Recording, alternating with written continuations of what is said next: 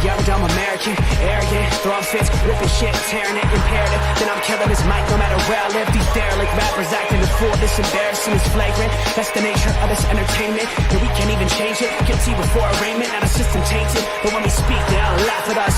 And y'all wonder why I'm lacking trust. Try to fight a giant with attorneys that can back them up. That's church versus science, both sides start acting up. I'm late on my assignment, hopping up a mile high, climbing, obviously never silent. New alignment, I'm defiant, can I describe it? Used to describe it as a young graffiti artist. Before the beard, I always got carded. At every bar, even though my bar's been the hardest. The scars on my face, and I ain't always been the smartest. But I'll show you where my heart is. I said I'll show you where my heart is.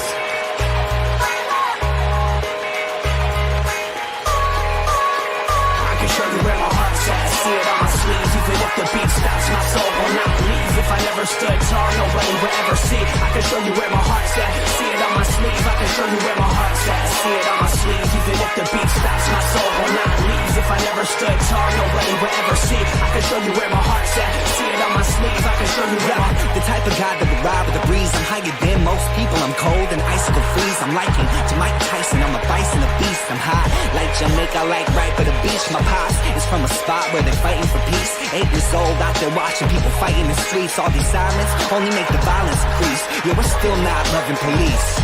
It's that bright young American, nice, dumb, arrogant, tight on a mic, but he might need a therapist. Heart full of kerosene, head full of fairy tales. Said that you're my homie, you don't know me, but I know you very well. Roll back on some West Coast shit. This whole track is wetter than your dress code kiss. About to hit the track, running on some retro fit. I guess I'll lit, I guess I'll bitch. Now let's go.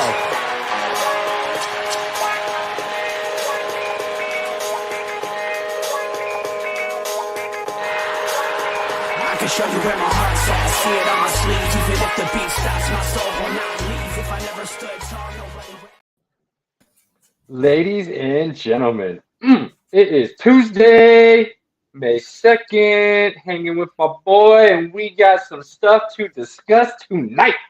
How you doing, my guy? Oh, I'm doing good, buddy. I'm doing good. Finally back to normal. The long week. We'll talk about it, but it's good, man. Better than I was expecting. As you can tell, Pinky's super excited this evening.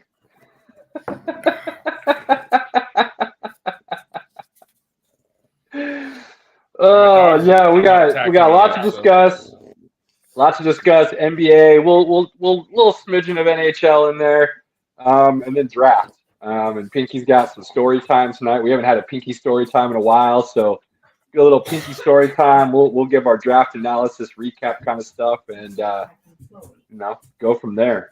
Anything you want to mention? Give out to the people. Words of wisdom before we start jumping into the NBA. Oh, let's just talk some ball, baby. Let's talk some ball. Well, I really want to start with the Nuggets. Like, no joke, really, really want to start with the Nuggets, but we can't. We can't because the Nuggets are second round. They got through the Timberwolves fairly easily, like we talked about. Did their work, and now they're in the second round. But there is something that went down on Sunday that has to be discussed, has to be talked about. We got to spend a little bit of time on it. And I am talking about Mr. Chef Curry himself and them Golden State Warriors laying a beatdown in a Game 7 on the Sacramento Kings and lighting their own damn beam. They did light the beam. They did. Oh, my God, did they? Now, for anybody that follows us on any of the social medias, mainly Facebook, because that's the only one I really am on. Pinky handles the other ones because he's way better at it than I am. Anybody that's listened to us in the past knows I'm a big Steph Curry guy. I've loved him since Davidson. I have followed him closely since then. And I have been an avid supporter of his as a complete basketball player, not just the greatest shooter of all time. And Pinky can attest to this. I'm not just jumping on some kind of bandwagon. I was driving the damn bus for a minute. My dude hung 50 in a Game 7. You know what that is, Pinky? History. That's right. The most points ever scored. Nobody. The history of the league. Put that into perspective. The history of the league. That is the most points ever scored in a Game 7.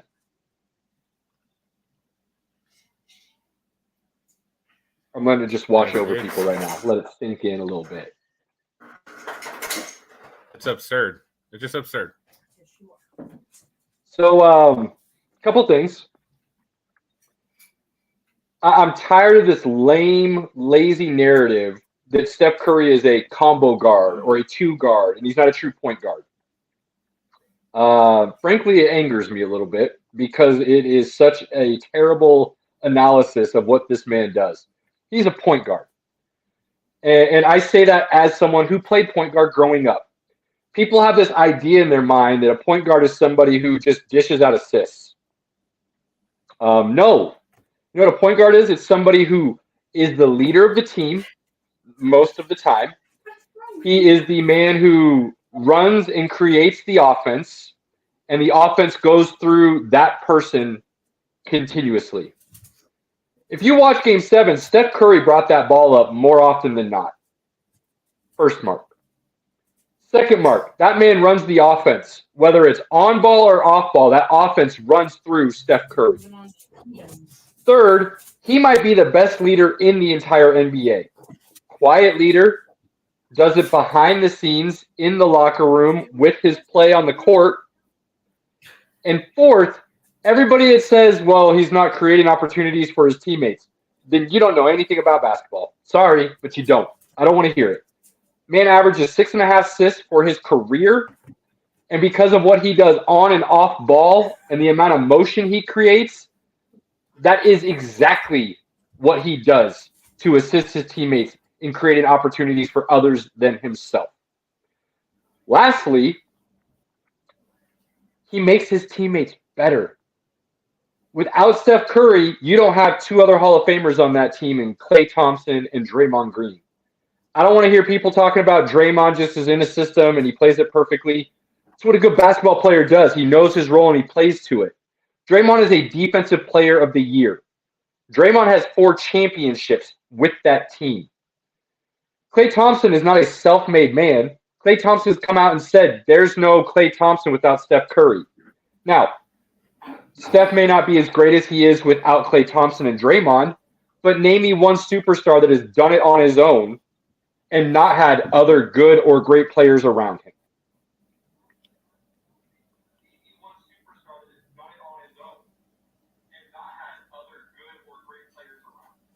I think it might be my nothing from anybody.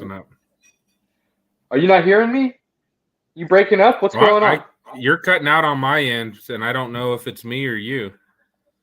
Oh man, you're getting a little fuzzy at times. I wasn't sure if you were cutting in or out though. I think it might be your me. internet. Let me try to. I'm gonna jump out. All right, jump out and jump back in. So, I've been saying for a while now, Steph Curry is a top 10 all-time player. I've been saying for a little while that I do believe there's a strong case to be made that he is now the best point guard of all times in the NBA. In the history of the game, he has passed Magic Johnson because of what he is able to do. You want to pick Magic? I got nothing against that. Love Magic, love his game. I think he is a phenomenal talent. I think if he was playing in today's NBA, he would have learned to have a better shot. His rookie year, Finals MVP, played all 5 positions against the Celtics. Magic's phenomenal.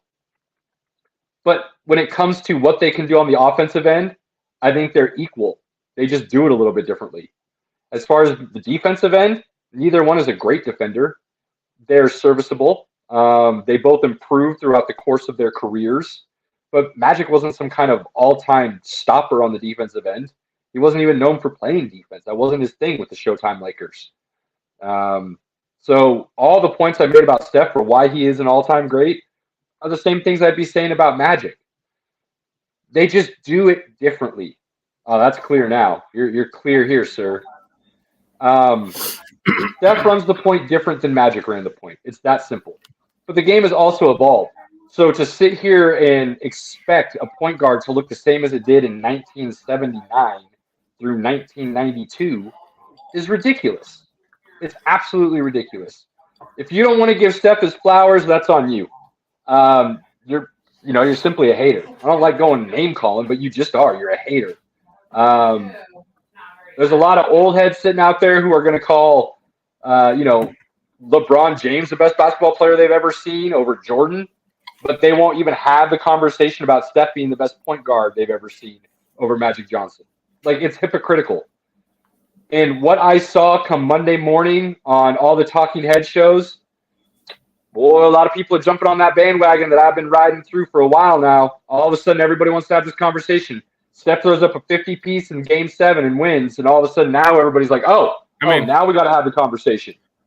I don't know if I'd say he's the greatest point guard. I see him just as a shooter.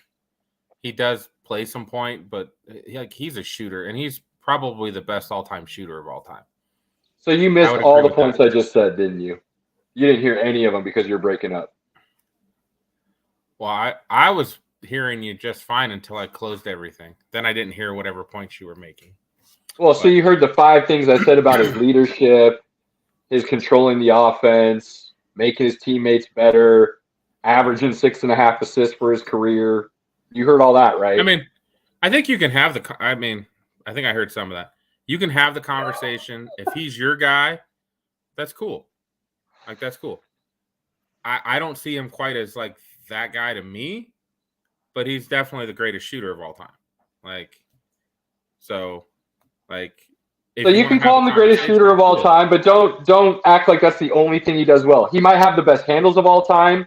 He's got excellent vision. He's one of the best leaders of all time. I don't think it's just that clear cut. Like, I don't see anything that he's done that makes it that clear cut that he's the best point guard of our time. Look, personal opinion. If you want to pick Magic, pick Magic. But don't sit here and tell me there's not a conversation to be had and it can't go either way. That's what I'm trying to say. I think it's a coin flip. And whichever side of that coin you want to fall on, I'm totally cool with. But I'm tired of people saying, like, you can't talk about Steph being better than Magic. He's the only unanimous MVP in league history. You don't get a unanimous MVP if you're just the greatest shooter of all time. Like, there's a lot of things here that have stacked up over the years that make him all-time great, not just the greatest shooter ever. That's one of his attributes. Just like Magic is the best passer of all time, that's one of his attributes. But there are so many more things each guy does that conversation needs to be had completely, not just with these tiny little pockets here and there. Well, all he does is win, baby. All he does is win. True statement, too.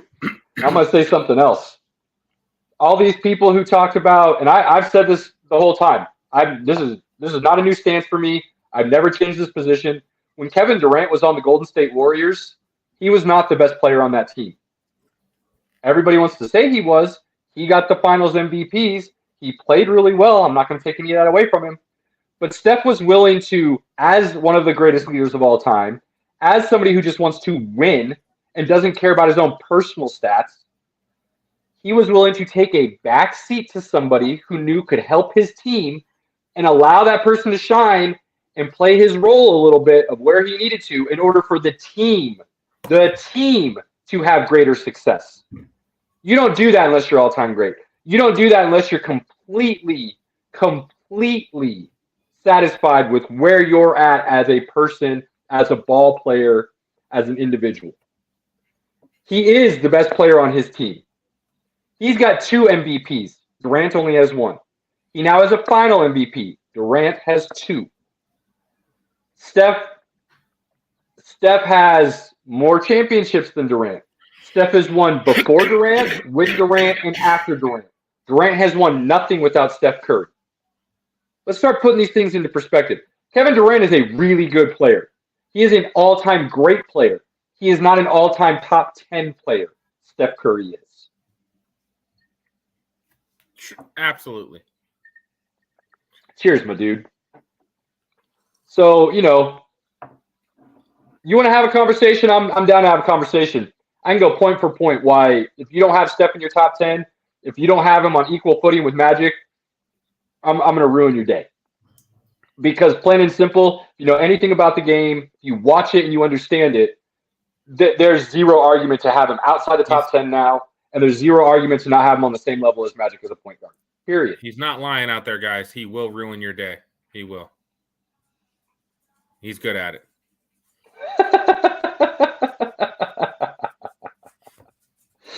So talk about what with the Warriors winning that game.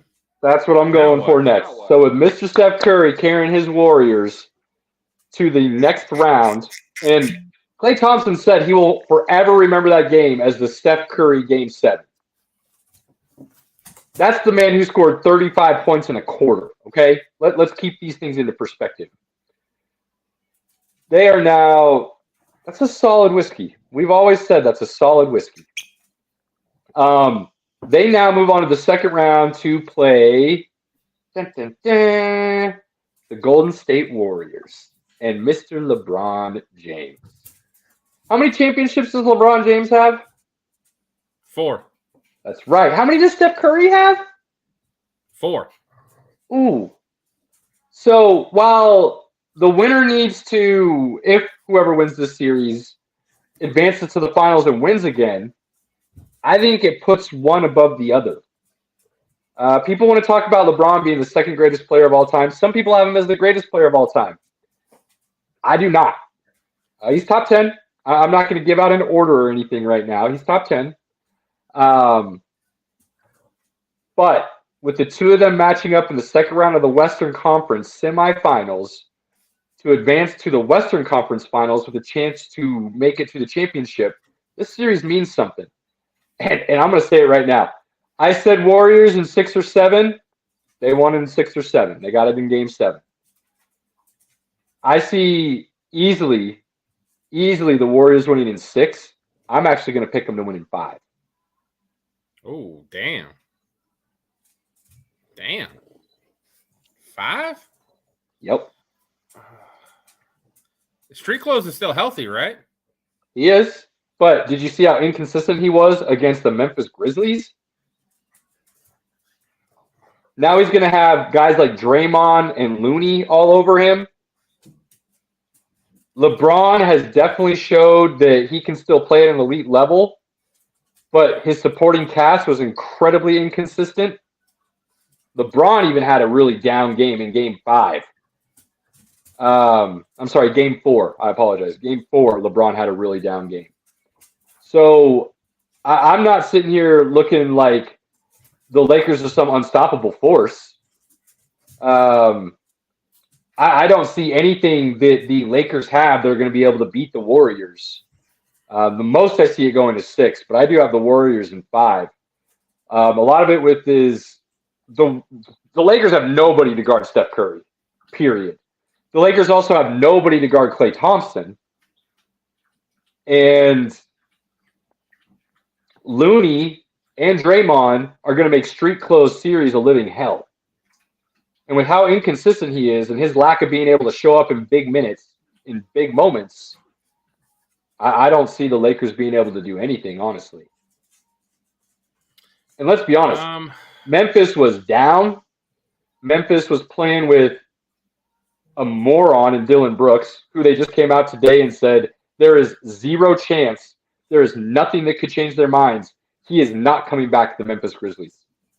That's how much he ruined the team. The organization came out today and publicly stated there is no way he's coming back to this team. John Morant missed some time. They were without Steven Adams. Desmond Bane didn't really show up in that series. Aaron Jackson didn't really show up in that series. No, Memphis looked awful. They missed Adams. They missed Adams a lot. Big time. Big time. He is a veteran leader on that court, and without him, they struggled drastically. They need an overhaul of that team. The mindset, the attitude. Memphis was bad, just plain bad. And the Lakers struggled with them at times. So I don't see anything the Lakers are going to do that are going to be able to overcome what the Warriors are capable of. Let's keep in mind, Andrew Wiggins is back. He's playing pretty well. And, oh, by the way, they're the defending champions. And it's basically the exact same team that won the championship last year that is playing again this year. So, I'm not seeing really any issues with what the Warriors are going to have.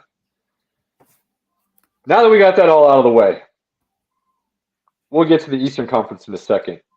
But Pinky, this might surprise you a little bit. My Nuggets confidence. Hold on. Let's finish with the Nuggets. I got a big one. No. I'm going right into them. I'm not waiting anymore. I'm not waiting because the Eastern Conference is going to be a quick conversation. I've got something special for the Nuggets. Why? Let's just do it now. No, we finished with the Nuggets. Talk the Eastern Conference. Trust me, you're going to like this. You're going to like it. I promise. I was hyped. I was going to start it off with the Nuggets.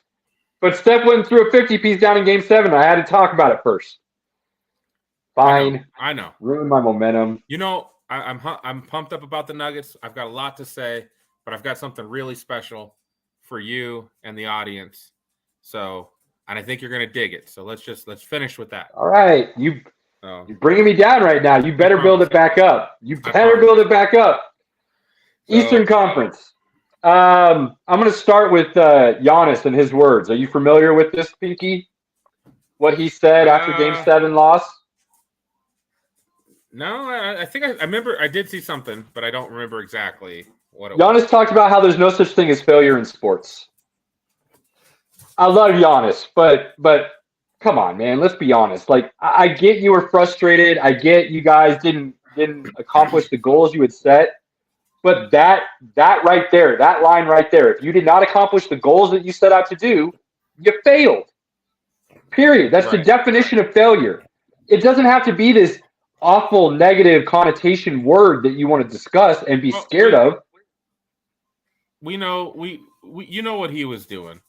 He was just trying to back the fan base off the ledge, back the team off the ledge, and just like, hey guys, we still had a good year. Unfortunately, losing like that was epic. I mean, that was epic. And let's be honest, you didn't have a good year. You lost in the first round as the 1 seed. You didn't have a good year, Giannis. Period. You failed. Let's admit it. It's okay to admit you failed as long as you're willing to learn and grow from it. That's all he had to say. Yes, we failed. We didn't accomplish our goals. I have no problems admitting that. I'm going to learn from this. I'm going to grow, and I'm going to come back stronger next year. But he didn't do that. He tried to backtrack and walk around the subject like the reporter asked him something that's the stupidest question in the world. The way it was asked, the way it was worded, not a great way by the reporter. But Giannis's answer was a joke. And all these people coming out going, oh, my God, that was brilliant. I loved what he said. Show this to all your young kids. Let them hear this. Let them learn from this. No! Hell no! No! You do not teach your kids that there's no such thing as failure. You do not teach their kids that there is no such thing as failure in sports. You do not teach your kids that there's no winners and losers. That's what sports is all about. That's the entire definition of sports. There's a winner and a loser. The sooner people will come to terms with that again and be okay with winning or losing and doing it in a graceful manner and realizing you can learn from either experience, the better off everybody's going to be. That's why we have participation trophies. That's why we have orange slices, and they're all a joke. Yeah, I mean, I think he could just come out and say, we failed this year. We're going to come back stronger next year.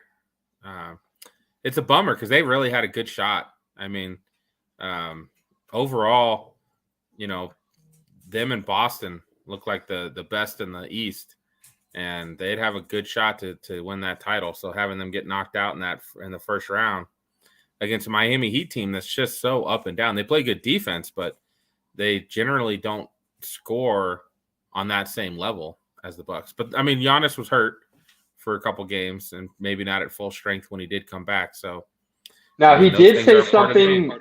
He did say something after all of that I did really love. And he said flat out, Miami was playing to beat us. We were playing for a championship. And basically what he said, in not so many words, I'll paraphrase a little bit for him to not give you the whole quote, but basically what he was saying was, we screwed up. We were looking past them. We did not take them as seriously as we should have, and that cost us. That I can respect. That I can get behind. That is honesty and a true leader. You always got to take care of business, period. Always got to take care of business, no matter what. The Miami Heat moved on, and they're playing the Knicks as we speak. And it looks like the Knicks are going to pull this one out to tie the series. Knicks are up 4 with a minute left in the game, but Miami took game 1. They're playing this game without Jimmy Butler. Dude, and they're in the game. Yeah. Like if you told me that they were going to be 4 points down in the fourth quarter, I'd have been like, you're out of your mind. Because Brunson and Randall both played. Look, I told you before the playoffs started, Miami's sneaky good. Their regular season wasn't great. Their offense was a little hit or miss. But I told you playoff Jimmy is a real dude, and pay attention. And he's showed out to be a real dude. If he cannot come back in this series because of his ankle, it will be hard for Miami to overcome the Knicks full strength. But we'll wait and see. It looks like the Knicks will take game 2. Series will be tied going back to Miami. So that'll be interesting to see what happens. On the other side of the East semifinal, you've got Philly and Boston. I'm out on Boston.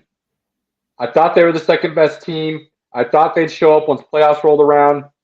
They're playing just as inconsistent as they did last year. And last year I said the only reason they got to the finals is because Bucks didn't have Chris Middleton. And Boston right now, they lost game 1 with Philadelphia not having Joel Embiid. You can't do that. Yeah. You can't drop that game on your home court. Somehow Harden came out and had a game. He never plays in the playoffs. It's amazing. I will give it to James Harden. He had a quote after that game basically saying, look, I went into this year saying I'm going to do whatever the team needs me to do to win. If he had done that when he was at Houston, there's a good chance Houston beats Golden State and has an NBA championship. There's a very good chance James Harden is walking around with an NBA championship ring right now if he played like this in Houston. If he'd have played like that in OKC, man, he would have definitely gotten a ring. He was still pretty young then, and he was coming off the bench. God knows why, but he was their 6th man in OKC. But I mean, still, when you look back on that, I believe it was the 2012 finals against the Heat. That young Oklahoma City team, I'm amazed that they didn't try to keep that core together with Ibaka and Durant and Westbrook and Harden, Steve Adams. Man. And I'll tell you right now, just side note, OKC won't make that mistake again. That's why they're building the young core they are right now, and they will make sure they keep all those guys this time. They won't be trading any of them away this time. I'll guarantee you that. So they will not. Boston, Philly. Side note again, congrats to Joel Embiid. Announces the league MVP this year. I said for a long time it's a coin flip between him, Giannis, and Joker. Look, let's be honest. If Joker doesn't sit out the last 3 weeks of basically the season, 2 weeks, 3 weeks, yeah, he probably would have won the third one. But while he was sitting out, Embiid was putting up 50 burgers. I struggle with that. I'm not sure because I think the media, as dumb as they are, they've got this idea in their head that they couldn't make him a 3-time MVP. They just couldn't. They couldn't make him a back-to-back-to-back MVP. That was the narrative rolling around, and I don't know if they would have done it, even if he had played the last 2-3 weeks. If he had continued playing the last 3 weeks, he would have probably finished the season averaging a triple-double. And I have no doubt he would have won his third straight MVP. So this year kind of felt like the first year Joker won it. Like Embiid was on a tear that year, and then he missed about a month.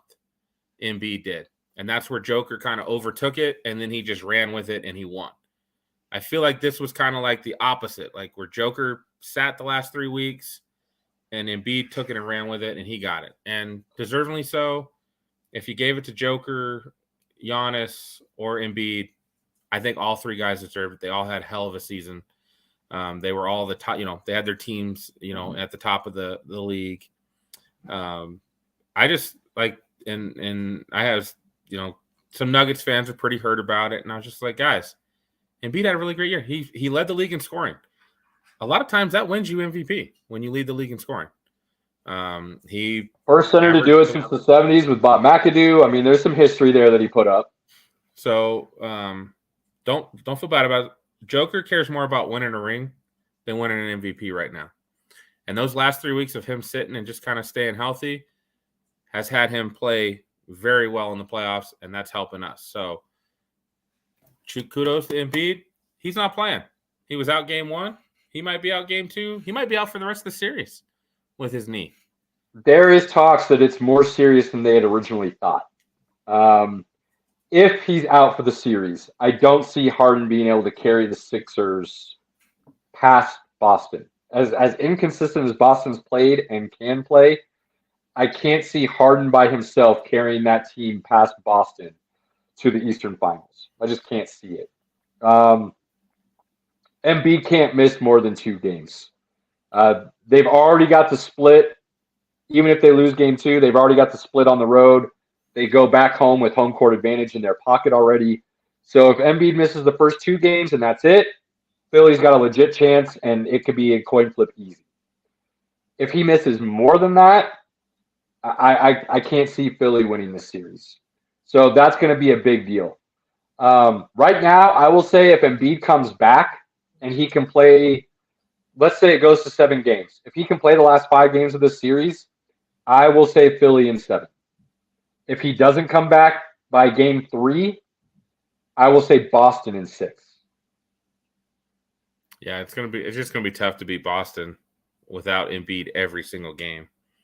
Now, the Miami Knicks series, going back to that, I like Miami in this series because I don't think Jimmy Butler's going to miss more than this game, to be honest with you. Well, I think they get a 3-day rest after this game.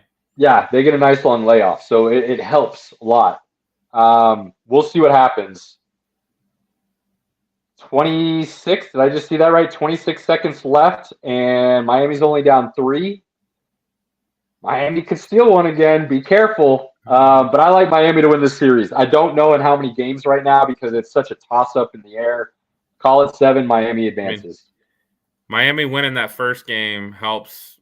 You know, they sit Jimmy in this one. They have 3 days off. They'll go home for the next 2 games. I mean, I think they got to feel pretty good about their chances. We will see. We will see. All right, are we done with the East, Pinky? I'm ready. I got more to say on the East. I just don't really want to right now because I got so much to say about my Nugs right now. The floor is yours, my man. All right, I'll start us off with 2 things, and then we'll kind of move on from there, and you can jump in right after this. 3 things. Sorry, 3 things. They kind of tie together, so 3 things. My confidence level has gone from 51% Nugs finals champions. I'm now at 85-90. Off of that one game, I jumped all of that. This is why. I think, personally, that is the best game this group of Nuggets has ever played together. This is why. No, game 2. The game they just won yesterday. And this is why. They won an ugly, gritty, dirty game. They have never done that like that. They won a game that maybe they probably shouldn't have. They don't do that. They came together. They stayed in it the whole game. They played really great defense as a team. Jamal did not have a great game. Joker stepped up huge. The bench was great. KCP 4-for-4. Aaron Gordon held Kevin Durant to 24 points. Jamal went 3 for 15, 0 for 9 from 3-point land, and they still won by 10 points. That's disgusting. That is why I believe this is the greatest game this team has ever played together. I'm not going to say it's the greatest game in Nuggets history. I'm saying this is the greatest game this group has had as Nuggets. And it was a huge, huge step for them. Game 1 was probably the best shooting game I've seen from the Nuggets all season. Offensively, it was a great game. Because they, literally, Jamal was hot. Joker was doing his thing. MPJ. Aaron Gordon was hitting from 3. Bruce Brown was adding in. Like, it was, man. It was good. It was so good. Game 1 was good. Great way to start the series. It was not Game 2. Game 2 is the way champions are made. Game 2 is the way you put a ring on your finger. Game 2 is how you get banners hung in your arena. You're not going to win every game on a stellar offensive performance. You're not going to win every game leading by 20 the entire time. It just doesn't happen. You've got to learn how to win dirty, win gritty, play solid defense, and come together as a whole unit. And that's what Game 2 finally showed me they're capable of doing. Which, you've heard me all season, Pinky. That was one of the things I said had me worried, is they haven't been able to show that they could do that. They haven't been able to show that they can stay consistent when things go wrong. And Game 2 changed all of that for me. It's what I've been waiting to see all season. And I saw it Game 2 in the playoffs, second round, Western Conference Finals, against what many people had as the favorite to come out of the West. Big time. Big time. And on top of that, I think there's a very strong argument to be made that was Jokic's best game of his career. Because everything around him wasn't working very well. And he went and hung 35, 15, and 5 game. 39. Well, I'm saying it was when you're looking at has anybody ever done this type of thing? 35, 15, 5. Nobody in Nuggets history has ever hung those numbers. Yes, he had 39. I believe he had 16 rebounds. And it was 6 assists, I think, total. Actually, technically, he had that same stat line last year in the playoffs. I know, but they lost. They did. They didn't advance last year. He did it this year, big time moment. You got to put all of this into perspective. Has he done it before? Yes. Was it in this type of game, on this type of stage? No. Did they win on that other time he did it? I don't believe so. If I remember correctly, they lost still. This is a different level that he played last night. He put the team on his back, which a lot of people have kind of said he doesn't necessarily always do. He went out there and said, no. I got you guys tonight. You jump on here, we're rolling. You stick with me, you stick behind me, I will carry us tonight and we'll win. And he did. It was a masterful performance. All things considered, all the context put into it. Well, I think it is his best game of his career. And if you don't want to put it best, that's fine. It's easily top 3. You can put it on the list for sure. It's in the playoffs, big game. Putting the Suns down 2-0. With as bad as the shooting was, the Suns should have stole that game. As bad as it was, Nuggets came out on top, man. So yeah, if you put it in his top 5, no problem with that. Chris Paul went out too. That would have been a devastating loss if they had lost with Chris Paul going out as well.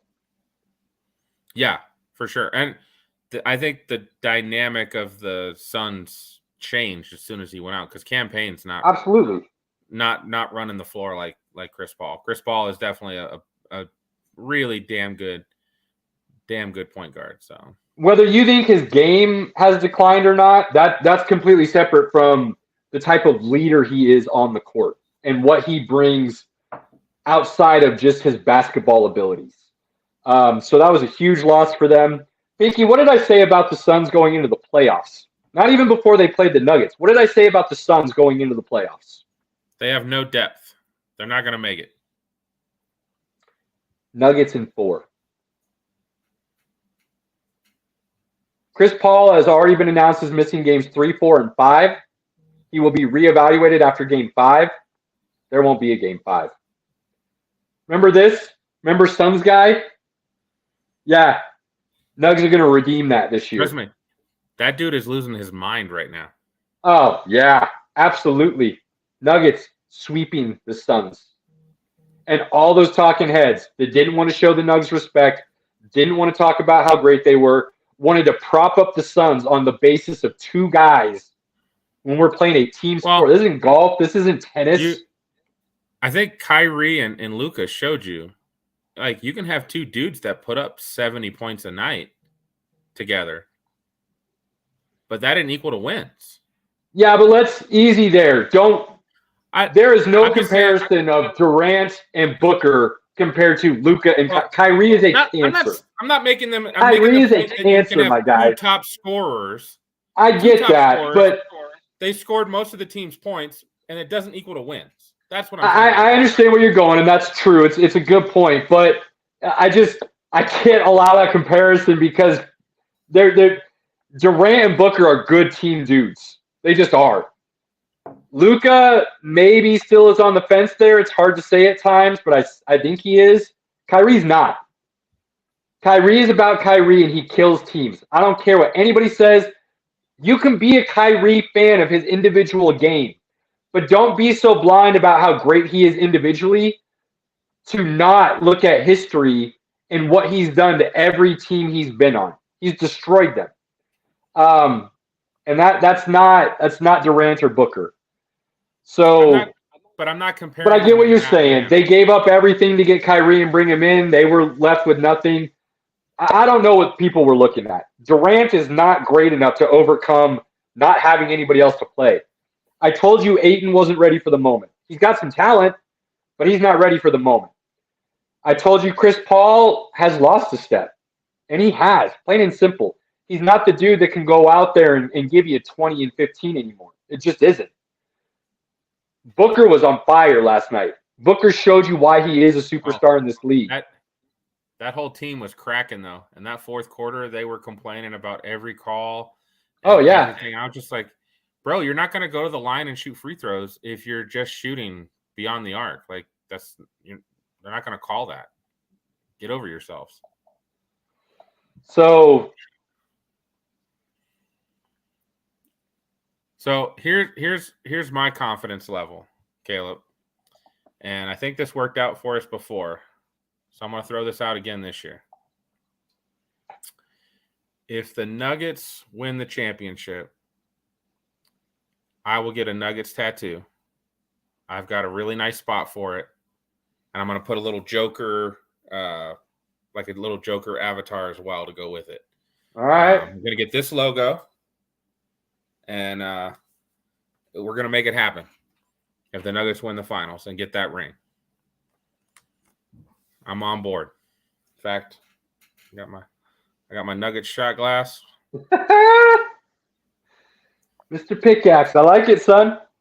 I'm down for that. Man of my word. You are. You definitely are.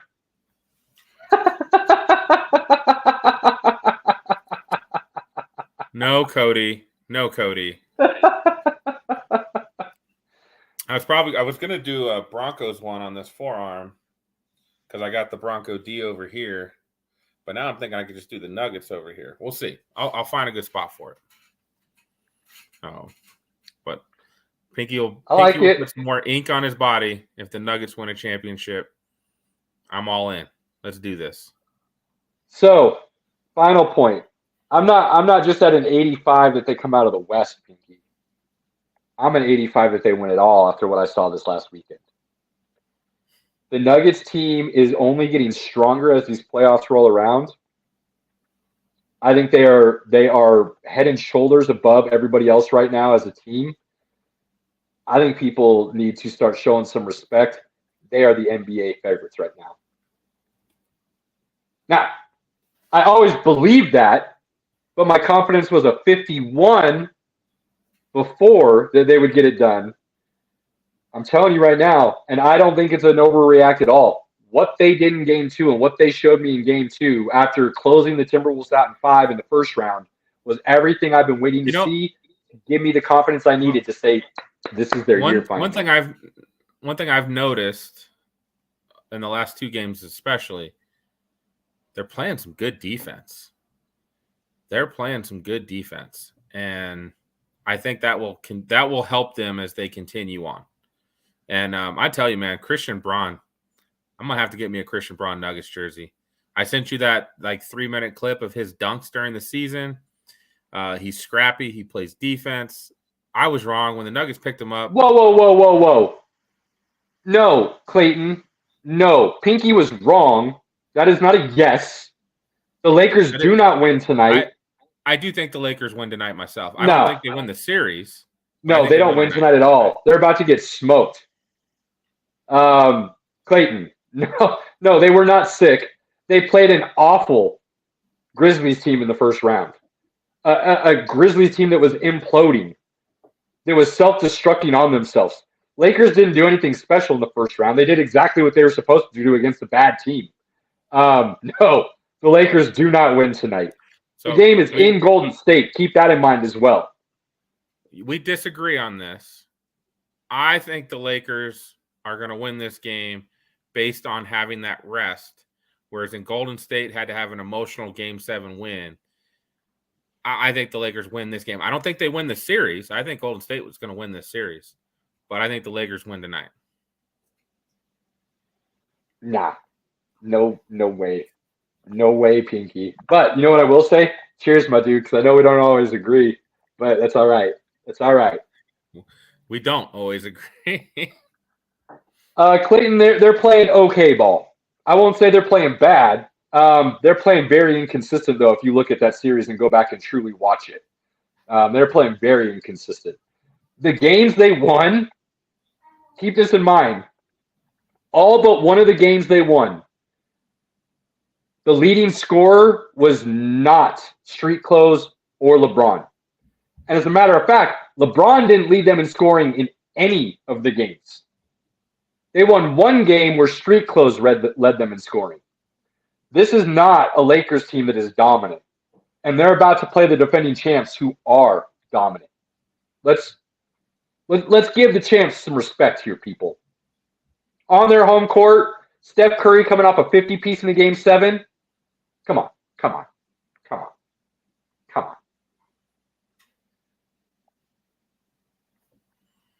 We'll see who's right tonight, huh? Well, it'll be late. It'll be probably tomorrow morning for me. It's on right now. Golden State's up 3-0. Game.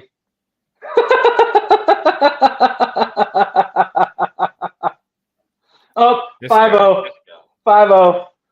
Clay just hit a bucket. It's over. Clay's feeling it already early. It's over. By the way, I'm a big Klay Thompson fan too.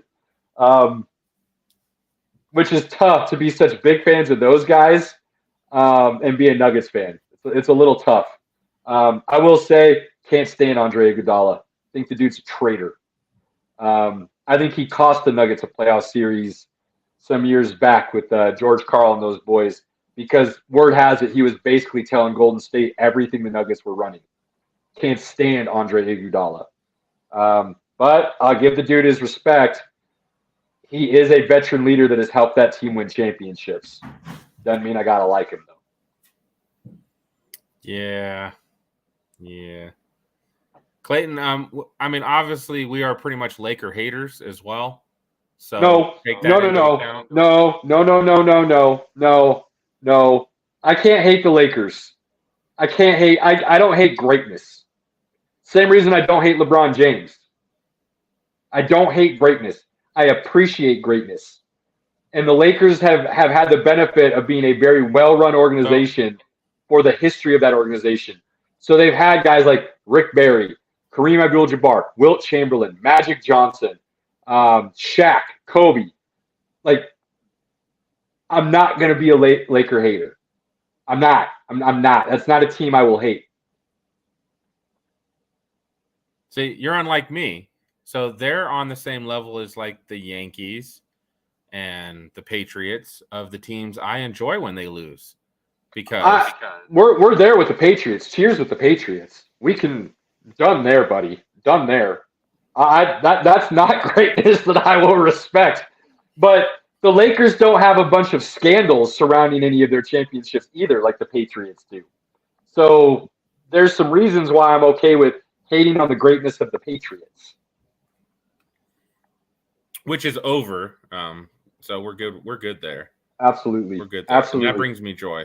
Anybody else out there got anything they'd like to hear about basketball before we move on?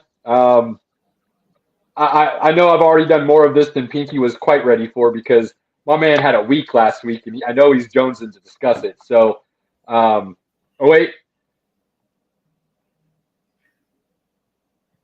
Clayton, we were going to discuss a little bit of hockey, mostly just about the Avs. Surprise, surprise, Pinky, I disagree on the Avs as well. I think they played flat all series. They did not play great, but I think the goalkeeping cost them the series. I think Georgiev let in too many soft, easy goals. A lot of those goals he let in were glove side, which is completely unacceptable for a goalkeeper. That's just a huge no-no. I am not the only one, Pinky. Our Hockey Insider agreed that the Avs need to go look for a new goalie in the offseason. I've talked to a couple other people. My brother is one, and my brother never agrees with me, period. If you're familiar with my brother at all, you know he will simply disagree with me just to disagree with me, regardless of if he likes the thought or the idea. He will say I'm an idiot just to say I'm an idiot. Even he thought the goalkeeping was a major issue.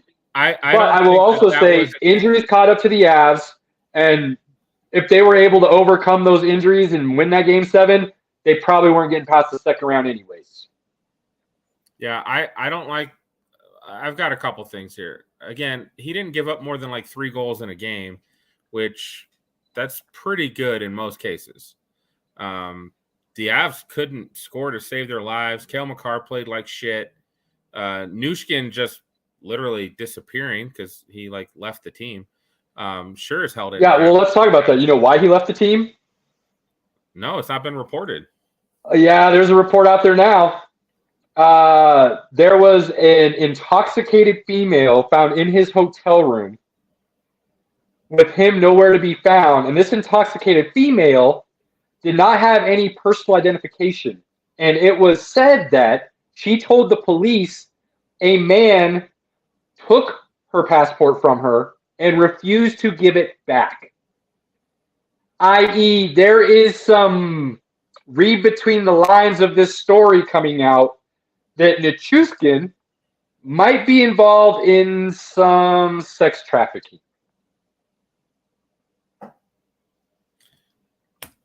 I don't know. I haven't seen it. Hasn't been reported by a major news outlet yet, so I'm not going to take that for word yet. It's just what I've been hearing kind of through the grapevine now, because like you said, it's not being reported yet. There is not an official report on what's going on. The Avs are keeping it very hush-hush. Yeah, the Avs know something, but they said it's not a legal issue, is what they said. So we'll see. Cody, you're right. Grubauer played out of his mind. The Avs should have just kept him. The Avs should have never let him go. Once they lost Nushkin, they were basically playing one-line. Cody, does that mean what I'm reporting is true? Because you and I were the ones talking about that together. Cody, until you're making money from breaking your news, no, it does not count. Does not count. When you get to that point. I agree with you that normally allowing 2 to 3 goals a game is something that the team should be able to overcome and win still. Again, the finer details, when you go back and look at the goals that were given up, they're goals that shouldn't have been given up. Kemper wouldn't have allowed those goals last year. Francois wasn't going to allow those goals last year. I'm actually amazed that Francois didn't come in and play. Because, again, they were soft goals, glove side goals, which are completely unacceptable when you're supposed to be a top-tier goalie helping your team win. That's what I saw. Now, I'm not trying to say the team as a whole played well by any means. See, but I do think the goaltending cost them that series. Yeah, I mean, they went to Game 7. I just don't think that's the case. I don't think it should have gone 7. The team playing like shit is what caused them to lose. Period. I think the only one that played well in that series, to be perfectly honest with you, was our best player, and that was McKinnon. The problem is hockey's not a sport where one guy is going to be able to carry you to victory. It's just not. Especially when the amount of time you actually spend on the ice is so little in the grand scheme of things. Right. They have to be epic, which is why we went to Game 7. The Kraken played – they scored first in every game. They did. Played so well. Only the second time it's happened in NHL history. I will say I did watch some questionable – there was a lot of questionable referee calls in this, which normally doesn't happen in hockey. That's been this whole playoffs, though, to be honest with you. This whole playoffs from east to west, 7 and 8 seed and up. There's been a lot of questionable. I saw multiple trips that didn't get called. One of the goals in Game 5 was literally we got tripped, and then they came down and scored and basically made it 3-2 from that score. Like, if they would have called the trip, it would have just been 2-2, right? Let's be honest. Great teams overcome that stuff. And I'm not saying the Avs may not be a great team still, but they were so thin. They're missing 3 of their top guys. Right. Cogliano was out. That guy should have been suspended. The fact that the dude who hit Cogliano wasn't suspended was a joke. Well, the fact that they didn't even have was suspended for a game, and the guy that hit Cogliano wasn't. That's a joke. They're missing the Chuskin. They're missing Landeskog. Some of the guys just got healthy as the playoffs were starting. It was just a recipe for disaster. Cody was absolutely right. He told us before the series even started, Kraken might be one of the best 5-on-5 teams in the league, and they showed that. I said I would have rather played God, what was the other team? Because in another chat I was in, our buddy Billy and this, I was saying I don't think we want to play the Kraken in the first round, because I think the Kraken is played better against us all season than if we'd have played whoever the next team we could have played would have been. I'd have to look back at who played, but I definitely think we would have had better odds against a different team. So either way, we weren't. I mean, it's already 4-2 Kraken. Kraken's up 4-2 against the Stars. I don't think we could have even competed with the Stars the way we've been playing. Like I said, we weren't getting past the second round the way we were playing anyways, and how thin we were with our depth this year. Jets. I think we could have beat the Jets in the first round. I didn't like the idea of playing the Kraken. So it is what it is. Hopefully they can get healthy next year. They can fill some holes. Maybe this helps Georgiev improve in his career. He's still a young guy, so maybe he can come out next year and play better. He won 40 games. I mean, look, regular season, his numbers look very comparable to Kemper.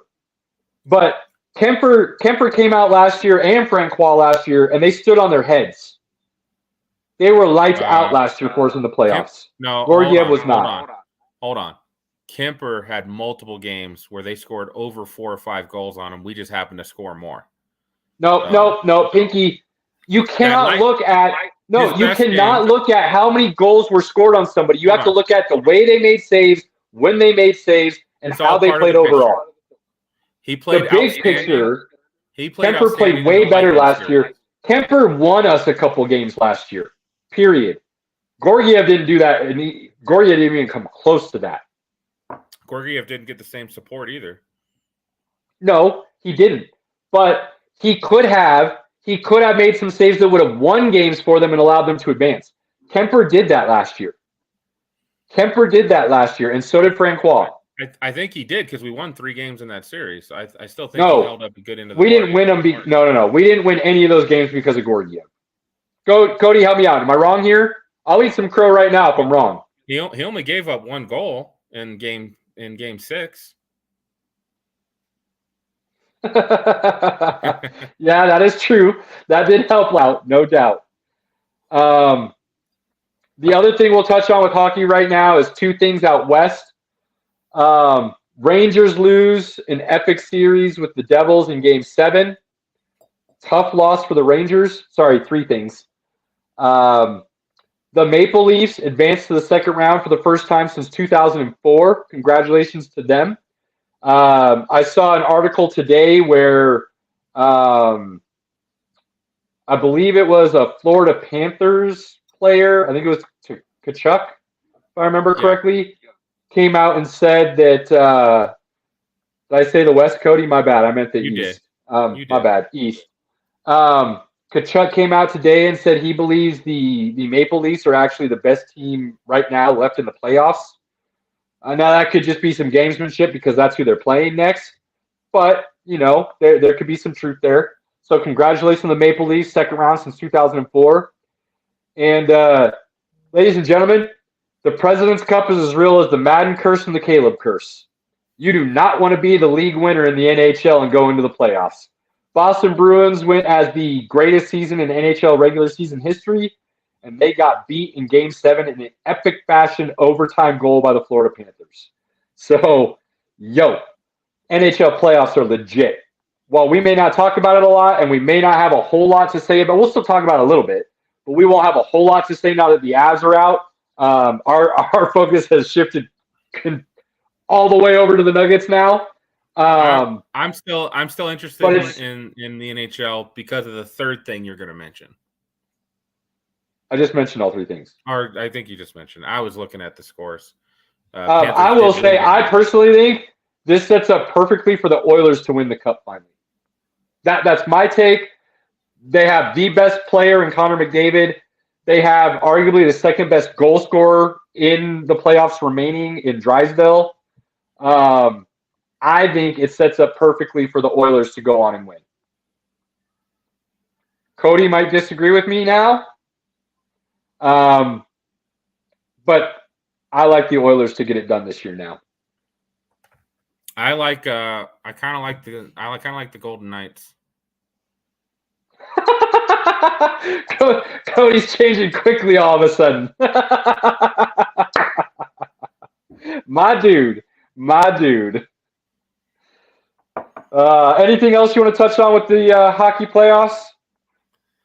So Maple Leafs did lose tonight to the Panthers 4-2. Kraken are beating the Stars 4-2 right now after the first period. So again, I don't think our goalie played that bad. The Stars goalie, Ottinger, gave up 4 in the first period. I mean, hey. Again, it's not about the amount of goals he gave up. I think you're giving a disservice to the Avs defense. Again, glove side goals are unacceptable as a goalkeeper. And Georgiev, almost all the goals given up were glove side. That's a bad look. I will say I'm kind of rooting for McDavid since he's a freaking just superstar. It's nice to get a superstar ring and keep building up. I think that would be good for hockey because I think his success right now is helping build some new fans, and him winning a Stanley Cup would help grow that as well. So that's probably why I'd say, kind of rooting for those Oilers. But Golden Knights been playing some good hockey too, so it should be very interesting. Caleb, I think it was me cutting in and out, my man. It was me. All right, making sure. I just saw the message, so had to reboot the whole computer, or not their computer, the whole website and everything. Got you. Yeah, so we'll talk some more about hockey each week as the playoffs keep going because I do think when you break it down, it is one of the toughest sports to win the cup, to win that championship. It really is. The best teams don't always win. Whether it's goalkeeping, whether it's the other goalkeeper playing out of his mind and doing enough to steal some games, that does happen. I can absolutely agree with that take, Caleb. So it is going to be a good run down the final stretch. We still got 3 more rounds to go. We got 2 more rounds till we get to the Stanley Cup. So it's going to be, we got some good time left. Absolutely. All right, Pinky. I think it's time to give the people what they want, what they haven't had in a while. I think it's time for Pinky story time. And no, that's not our official jingle. We just always use some kind of jingle before stories. Yeah, we need to come up with a better one. We do need something for sure. But we haven't had Pinky story time in a minute. I think the people deserve it. I think we deserve a little rundown of your week in KC at the draft, and then we can go ahead and dissect the draft as we see it. So I'm going to say, just starting out, this was a definitely a family trip. I had my father with me. I had my 18-year-old son, who's a Browns fan, with me. And then I had my best friend, who's like my brother, Andy, and he's a Chiefs fan. And we did the road trip out to KC. I'm going to give a shout out. One of the coolest places we went was a sports bar in Hays, Kansas. This place was awesome, bro. Food was good. Prices were good. Drinks were good. We stopped in on the way there and then on the way back as well. Awesome setup. Thirsty's Bar in Hays, Kansas. Check them out. Cool place to go and hang out. They've got a nice little sports bar set up. We got there 2 minutes before it opened on Sunday on the way back. They opened at 11. There was a line. There was 30 people waiting to get in on a Sunday 2 minutes before it opened. It was crazy. Drove out to KC, which is actually it's only 9 hours, but it is a shitty 9 hours, if you guys know what I mean. There's nothing to look at. There's nothing to see. It's just a straight shot. And I was going to say, one of the things we did get to do, obviously you go to KC, you got to go to barbecue, right, Caleb? Yeah, you better. Absolutely. I'm not a big barbecue guy. I'm just not. What's wrong with you? It's I like steaks and burgers, chicken wings. I'm just not a big fan of brisket and pulled pork. I'm not. It's okay, but it's not going to be the first thing I choose to eat if I have a choice. It's also pretty expensive for the most part. Like when you kind of break it down. I've always kind of wondered why like barbecue is so expensive, because it is. So I'll agree with that, but I love some good barbecue. So if you look here in Colorado and you go to a barbecue place, you pay a stupid amount of money for barbecue that just doesn't really pass. It's okay. Like, you're not going to be mad, but just to be like, I don't think it was that great to pay that kind of money, right? So we go to this, we got recommended this place called Q39. Man, that place was so good. That barbecue was awesome. Awesome. Q39, really good. The prices really weren't that bad. Like, Famous Dave's here in Colorado, which is kind of a chain restaurant, has like the same prices as Q39. So I was blown away. Dickie's is better than Famous Dave's. I don't think Dickie's is that good either, to be honest with you. I think Rudy's out on near Manatee's better, but I think Rudy's is too prevalent with their smoke flavor, personally. But each their own. But I've been told by many people that if the only barbecue I've had is Colorado barbecue, which it is, then I've never had real barbecue, so I can't argue with that. It's not like Colorado's known for barbecue. I would agree. I'd never really had barbecue outside of Colorado, so when this Q39, it was funny.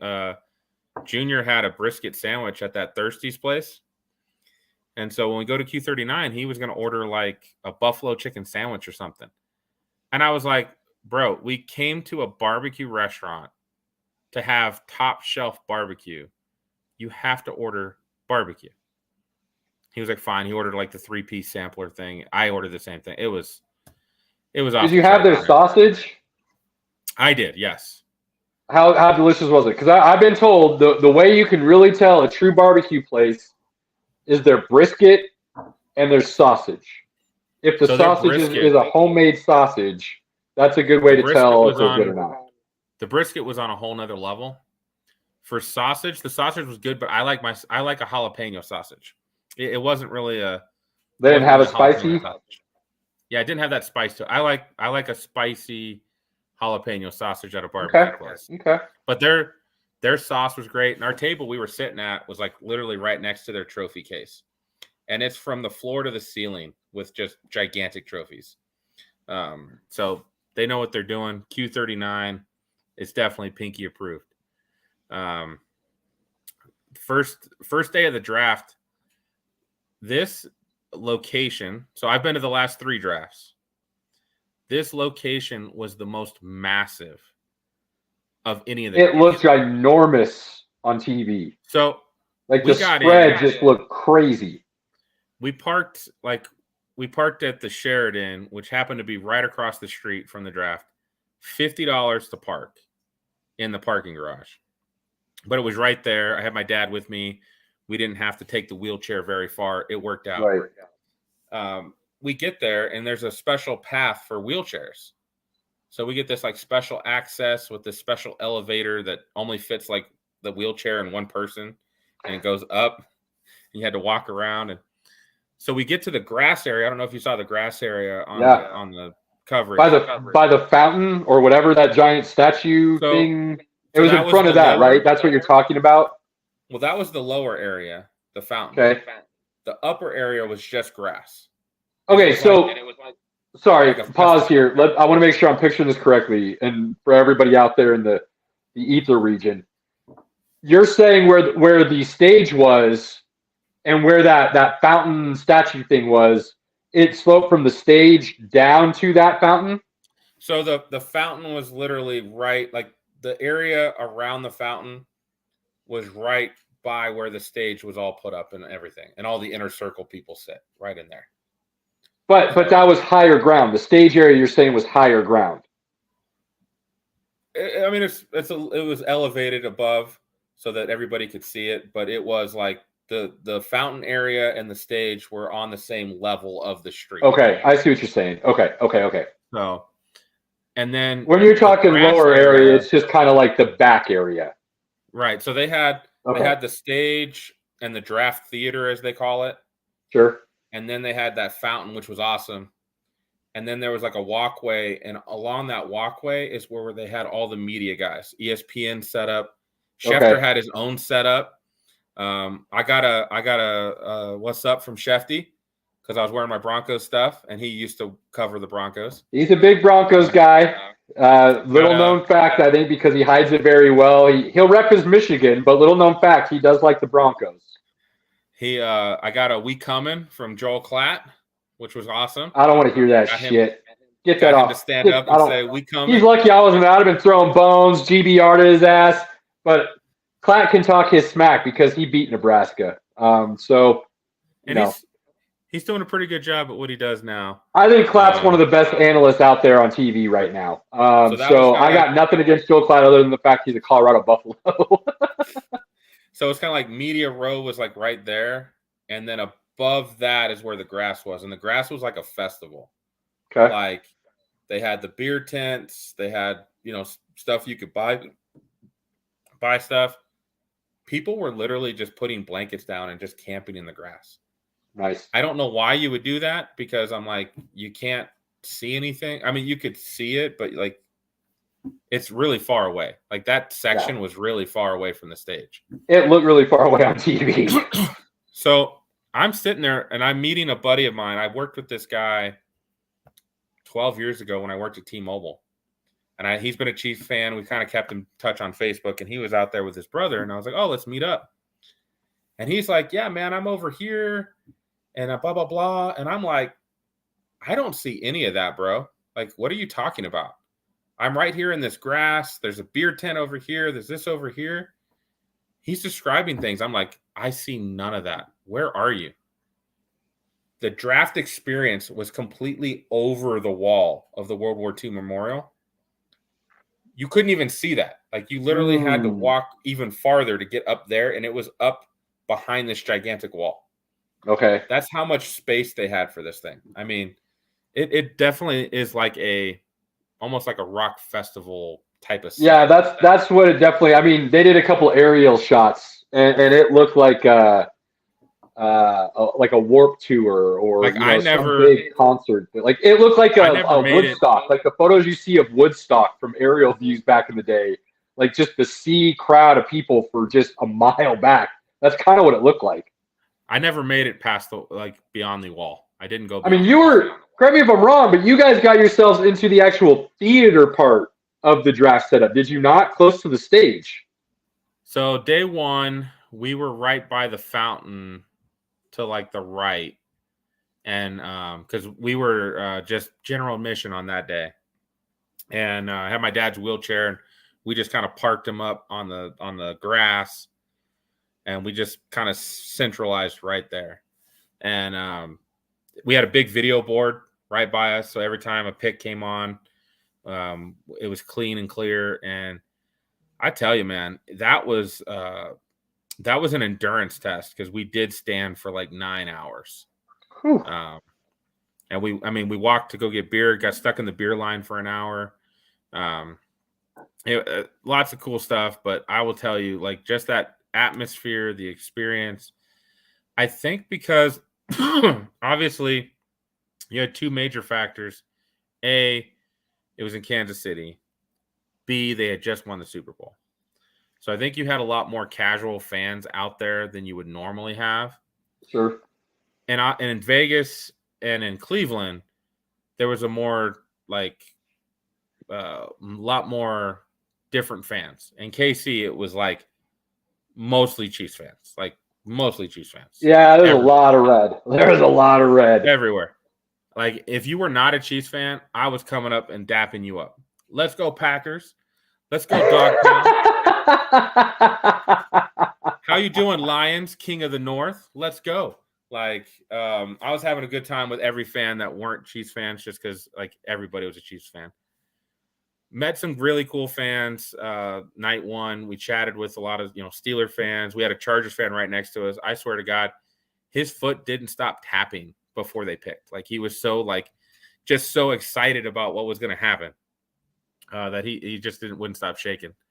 Was he happy after the pick? He was, yeah.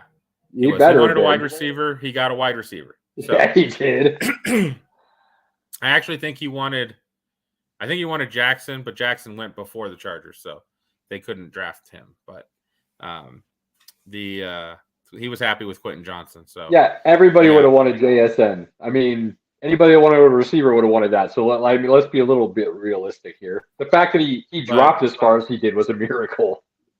I was surprised, and Andy was like, he was like, God damn it!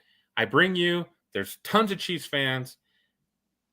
And literally the worst shit talking I got night one was, you're wearing the wrong jersey, man.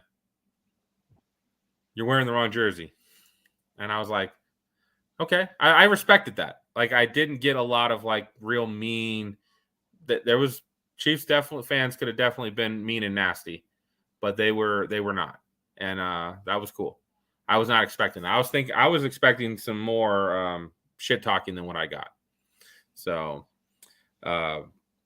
night one was just, I tell you, man, the energy. I had not been to a night one because in Cleveland it was raining and cold. So Junior was like, we are not going out there. Vegas, I had tickets. We had tickets to the pool party for night one. So obviously we went and enjoyed that. So this was the first time I've actually gone to night one, and it's definitely a spectacle. I mean, the house band's playing, the music's loud. It was awesome, man. Even though it would have been cool if the Broncos had a pick, but it was Sean Payton, so I'll take it. But it was a really good time. And there were a lot of Bronco fans out there too, actually. And I went and made sure I gave each one a high five. So nice. I did my thing out there. I made friends. That's what I'm all about. You always do. I expect that. How was the rest of the weekend before we get into the actual analysis that we're going to give? Day 2, we had a stadium tour of Arrowhead. And it's kind of funny. Our tour guide was a grumpy old dick. I was like, bro, you would literally just give people tours of your stadium. What do you need to be grumpy about? I don't get it. He's got a Super Bowl ring from the first Chiefs Super Bowl because he's been part of the, I don't know, red coats or whatever they call them for so long. And he was just awful. And there's not a whole lot to see at that stadium if anybody decides to go sometimes. It was literally, we got to go down on the field. That was the best part. You're down in Arrowhead. You're on the field. They had footballs for us to throw around. I got Andy to kick a field goal.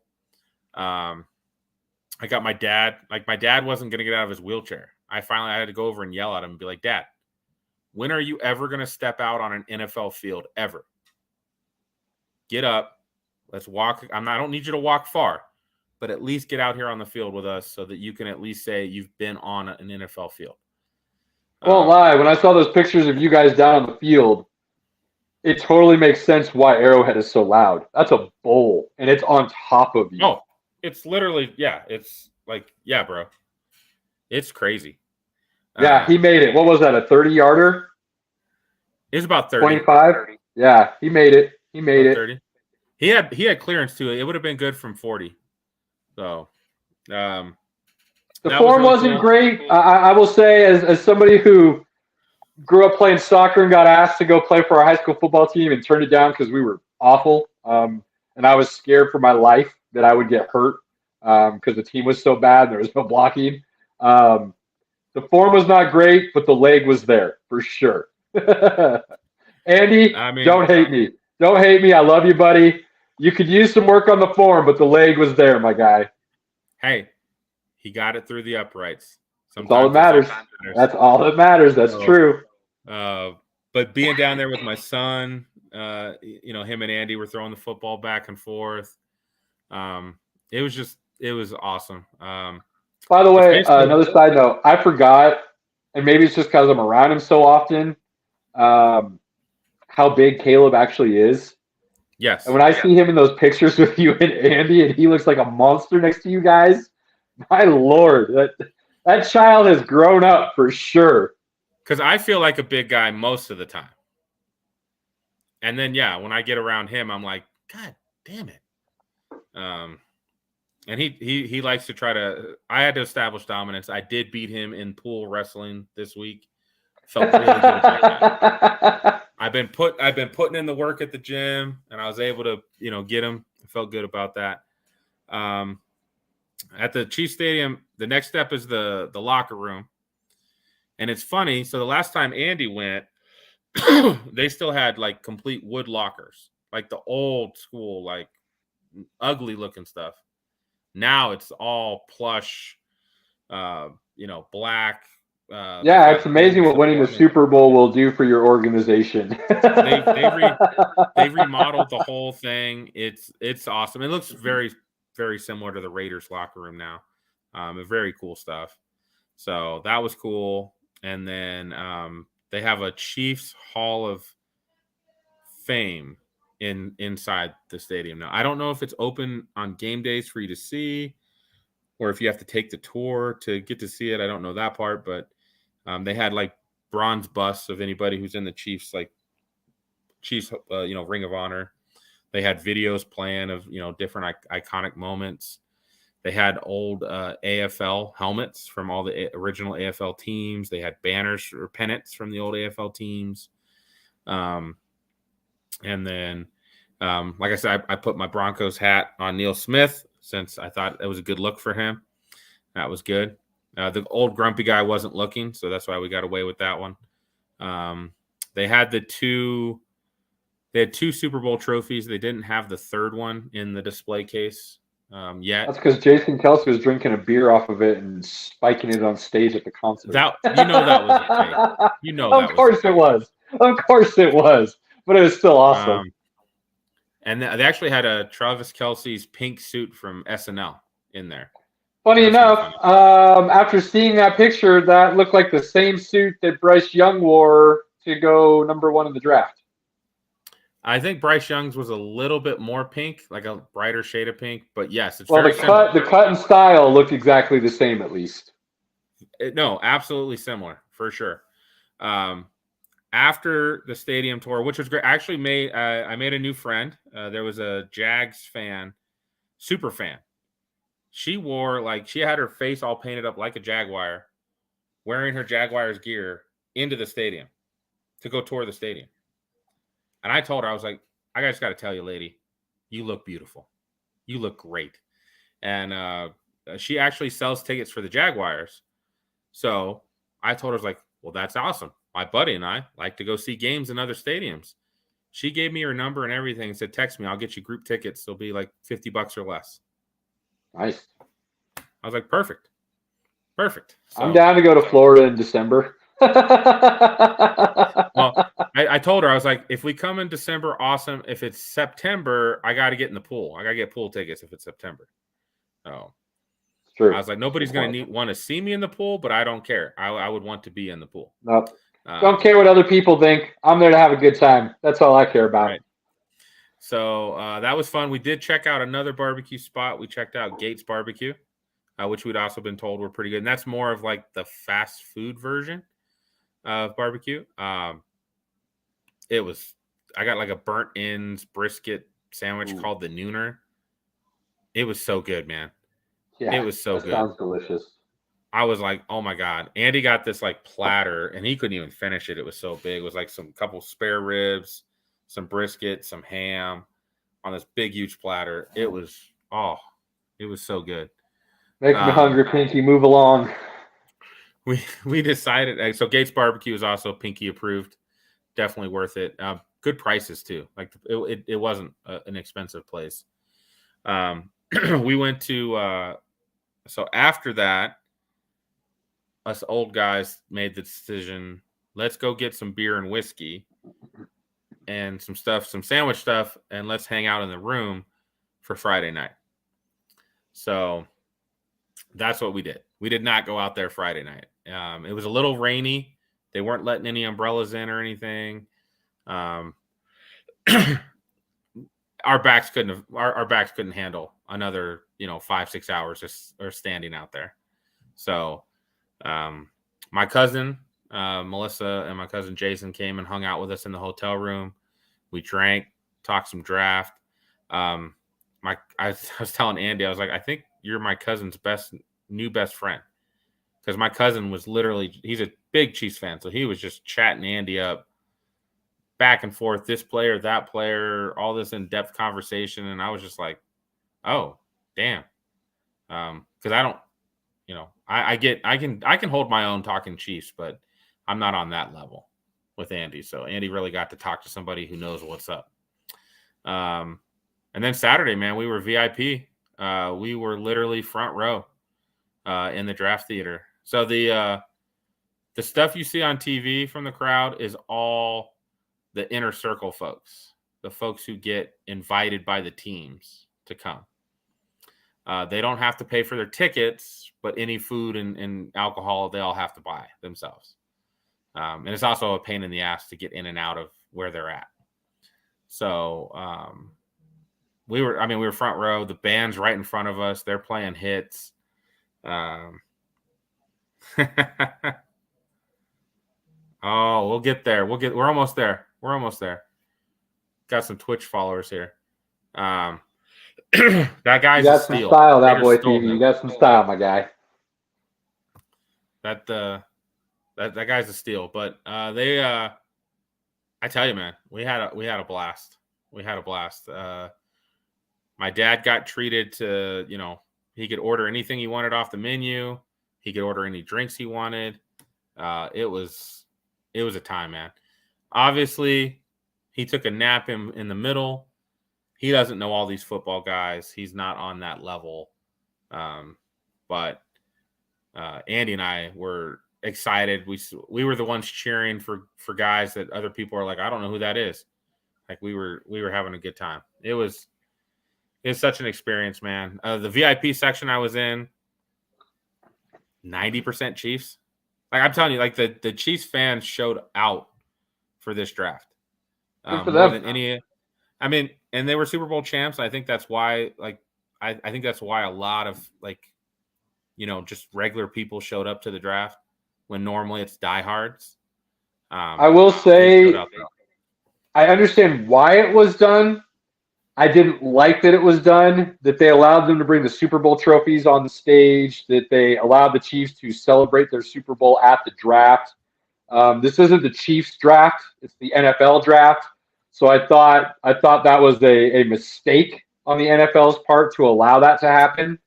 I get why it was done because it's in Kansas City and the Chiefs are the Super Bowl champions, but I didn't like it. I didn't like it at all. Well, since they've taken the draft on the road, that's never happened before, where the city hosting the draft won the Super Bowl. Yeah, well, I mean, they haven't gone anywhere that was an option. The odds that wasn't happening in Cleveland or LA or Vegas. Right. They've had it in Dallas. They've had it in Philly. I think Philly won it the year after it was there. But it just had never happened like that. So I didn't mind it as much. One last thing before we talk about like what happened in the draft.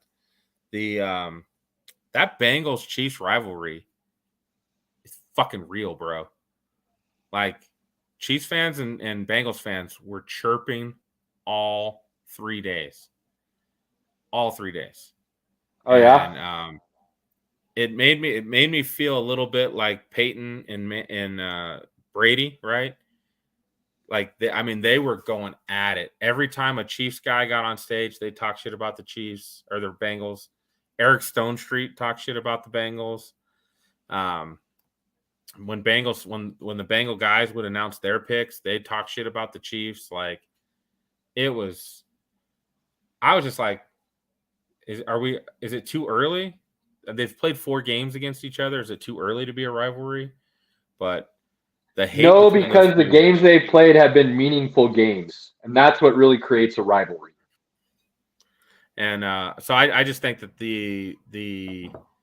that was good to see, even though some of it I thought was crossing the line. Like it was going beyond. Like I saw, some Chiefs fan posted his wife was at the draft experience. They had like a locker of Burrow, and she was flipping the locker off. And I was just like, I didn't like that, but I can see why they did it, but it's still like one of those things. Like that's really not what we need to be doing, but whatever. I think there's a lot of fans and fan bases within sports as a whole that don't understand you can dislike the other team and still be respectful. I don't think that registers with people, unfortunately. And Pinky, we might be in the minority. We might be a different breed, but you and I are very much on the fence of, that old school thought process where you can disagree with somebody and still walk away and love them afterwards. Like you don't have to sit there and be kumbaya all the time, and you don't have to be, you don't have to make things personal when you're disagreeing. And that's a rare thing in today's sports environment, I feel like. But I did notice that. And then, that was Saturday. I had dinner with some family after the draft, which was really nice. And we drove home Sunday, and that was it. Did stay up till like 1 almost every night. I did get to watch the Avs game. And then I watched game 1 of the Nuggets as well, which was nice because obviously can't really watch them here. So that was fun. We can watch them here now. If you haven't heard, the Nuggets have lifted all blackouts for the playoffs. Odd, but they've done it. I mean, are they on ABC? I don't get TNT. So. Oh, that's right. You don't get any of that stuff. That's right. My bad. I don't. They're in the hotel. You actually get to watch everything. I forgot about that. Oh, Pinky. Yeah. You might just have to come over for some of these games. Well, when I was at the sports bar, it was my cousin's daughter was working, and she came over, and I was like, "Hey, they've got golf on this TV. Can we switch this to the Nuggets game?" And she's like, "I got you." Came and changed it for me. So, kind of sports bar has golf on when there's major sports playoffs going down? Dude, like the Nuggets was like over in the back corner. Like it was on, but it was nowhere where I could see it. So I don't care if it is in Kansas City. I don't care if it's in LA. You better be playing the NBA playoffs over golf. Oh my Lord. It wasn't even like it was like replay of golf. I think it was they were like replaying the Live golf event, not even a PGA golf event, or maybe the Corn Ferry Tour or something. That's disrespectful. That's ridiculous. Something. And I'm a golf guy. So. You know me. I'm the reason we have golf conversations on this show. But hell no, you can't do that. That's an epic disaster. Oh my gosh. All right, well, Pinky, I love hearing the stories. I love staying in contact with you all week, all weekend. I know you had a blast. Next year is Detroit. And rumor is, this is only a rumor I heard, the following year is in New Orleans. Are you going next year? Are you just going to go every year now? Because I'm not going to lie. Selfishly, I'm bummed that you're going because there's no chance of me going for probably the next 10 years. But I miss you having the scheduled draft parties with all your buddies at somebody's house and getting this all together and us being able to hang out and chop it up during the first round. And I haven't had that the last 3 years because you've been on the road. So selfishly, I hope you don't go next year so that I can hang out with some people and watch it, not just by myself. Although, Andy... shout out to Cody in one of my fantasy leagues. We had a great group chat going on our fantasy group chat. So I at least had some people to chop it up with the whole time, so that made it a little bit more fun. I thought you were going to do a live show. There were some other live shows going on the MHRT network, and I felt I would allow them to have their time this year, since my guy wasn't with me. So that's what it came down to. It was a serious thought. You and I had talked about it, but I did decide, because there were some other shows on the MHRT network that were doing that, and my guy was actually at the draft, not with me. I wouldn't go that route. Andy's, I don't know if it's his second favorite or his third favorite. So Chiefs are number one, and then he roots for the Falcons because he used to live there. And then some reason he roots for the Lions. I can't really remember why he roots for the Lions. Barry Sanders. I know he really wants to. I know he really wants to go to next year's draft in Detroit. Go see the stadium, check it out. So that's the plan, as long as he can get coverage. Now, if they do New Orleans, the wife's coming with me to the New Orleans trip, because we've never gone to New Orleans and we've both wanted to go. Sunny, her best friend, loves New Orleans. I know we can get her to the draft. So, like, if it gets announced that it's in New Orleans in 2025, we are there. That would be a fun one to go to.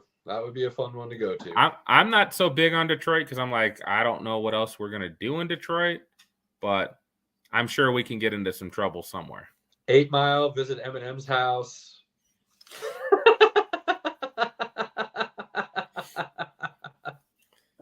I'll go hang out with Insane Clown Posse. The posse will let me in. They like me. Yeah, for sure, absolutely. All right, Pinky, let's do this. We'll save the Broncos for last because I know how much you love doing that. So we'll give their analysis last. I like that. Where do you want to start? Should we talk about the Philadelphia Bulldogs? Yeah, we can. So I did that night one and day three when I was there at the draft. Literally was just going around, what's up, Philadelphia Bulldogs? Let's go. Like, everybody loved that. But it's true, man. I mean, I don't see why it's a bad thing. They're getting talent and a lot of talent.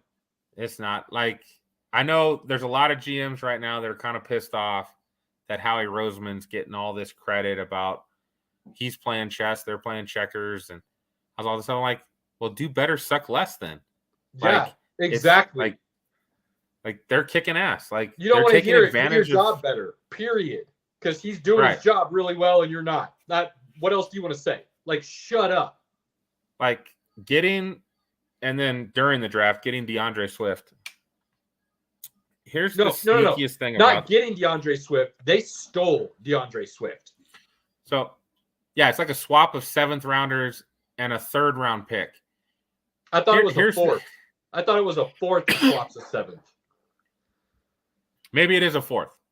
What I have in my mind, he's a free agent after next season. If he signs somewhere else, they get a 3rd round pick for him. Yeah. They get a compensatory 3rd round pick for him. Literally, Philadelphia lost nothing and they gained DeAndre Swift. That's how I saw that trade. And if they don't re-sign him, they get a 3rd round pick. Like, that's genius. That, like, again, everybody should have been on the phone. Howie Roseman is playing chess and they're playing checkers. It's no joke. So the rich getting richer, right? And their draft, and not just richer, getting the best player available, and getting a need. Like, he did the trifecta. Well, you could make the case that Jalen Carter's not exactly a need because they have Jordan Davis and then they still have Fletcher Cox for 1 more year. But then when Fletcher walks, you already got his replacement. But Jalen Carter. But you could say it's a need based on the way the Super Bowl went. Well, the way that they always go, right? What do? They keep replacing talent. That's what's been really good about how they manage things. No doubt. Jalen Carter next to Jordan Davis, you're not running in the middle of that defense. You're not. Like, good luck. Good luck. I I don't know what you're going to do. I mean, you're going to have to do quick passing. I mean, they led the league in sacks last year. They'll probably lead the league in sacks this year. Well, and it's not like you're going to be able to run to the edges because they've got some of the best linebackers now in the entire league, and their linebackers have speed. So it's not like you're running to the edges and around them. Good luck. Hey, Broncos don't play them this year. Thank God. Awesome. Thank God. Unless they make it to the Super Bowl, and that ain't happening. So, hey, at least we can agree on that on the Broncos, if nothing else. I mean, I've got some visions of playing a certain way that we like matchups and everything come into play. I think like it's not something that's impossible. It's just not very likely. Okay. Got to talk about. I text you this during the draft. When the fuck did the Seahawks learn how to draft again? Like 2012, 2013, they were awesome at drafting. 15 until last year, they were fucking god awful. It's like they had a crystal ball and they knew that there was going to be a gap where it didn't really matter what they did because there wasn't really enough in the draft to really do what they wanted to do with the picks they had and where they were at. So they were just waiting for the last 2 years because, my God, did they kill the last 2 drafts. They nailed it. And Seahawks media, Seahawks Twitter, like, you got rid of Russ. You got the better end of the deal. You've made your team so much better. I don't see why you have to keep, like, you know, kicking the retarded kid or beating the drunk guy, like whatever you want to call it. Like, you just like leave him alone at this point. You're awesome. Just let it go. Let it go. I'd rub it in a little bit more. I do rub it in a little bit more. I mean, I'm a Broncos fan. It's getting to the point that it's just uncalled for. I think it'll stop after this year because they don't have any more picks after this year. It's over. You know, everybody will move on now. But and it'll go back to normal when Geno turns back into a pumpkin because that's gonna. I don't think that's gonna happen, dude. I don't think that's gonna happen. I think it will. Now again, he got protected really well this year, so as long as the protection holds up, he'll probably play well. Those last like 3 to 4 weeks of the season, he didn't play great, and it showed. He didn't play bad. He just didn't play maybe as stellar as he did to start the season. But nobody's ever also gone all in and invested in Geno either after a year. So that could only build his confidence going into next season, possibly. We'll see. And I will say, and I know you hate this, but I will say, when he came out of college from West Virginia, his last year at West Virginia, dude was putting up video game numbers. At West Virginia. There's a reason the Jets took him as high as they did because Pat White put up pretty good numbers in that offense. That's not where I'm going with this. I'm just saying there was a reason the Jets took him as high as they did. He showed a lot of potential coming out of college. And for one reason or another, it didn't always show itself. And I think the reasons are pretty obvious. He was playing for a bunch of shit teams and head coaches. And now he's with an organization that believes in him, that has backed him, that has put all their trust in him. And they didn't do anything that said otherwise. In fact, all they did was give him more weapons this draft to say, hey, we believe in you. Let's go do something special. I mean, I'll go out there and say it right now. As long as he doesn't turn back into a pumpkin, well, even if he does turn into a pumpkin for a little bit, they're probably in the top 6 best teams in the NFC. Like, easy. Yep. I think they'll be competing for the division. They have that much talent on the team.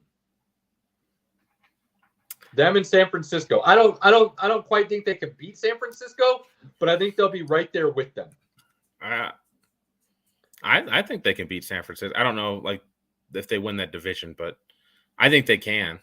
I think that it's going to be between them and the 49ers. The rest of the team, the Rams aren't touching them. The Cardinals aren't touching them. It's going to be a 2-man race in that division. Absolutely.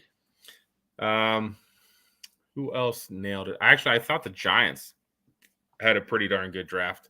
They did. Well, they did. I'm really digging what DeBall's doing up there. I'm still not sold on Danny Dimes, but Let me ask you this, and I know you don't have to be sold on it, but let me ask you this.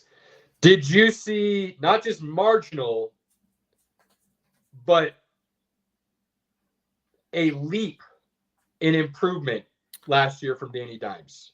Well, most of that came from he didn't turn the ball over. Like his numbers wise, his numbers were almost identical to previous seasons. He just didn't turn the ball over. But, when you have somebody put you in, and how many times have you heard me say this, Pinky? When you have a coach put you in positions to succeed, things are going to look different. And Dave Ball put his man in positions to succeed.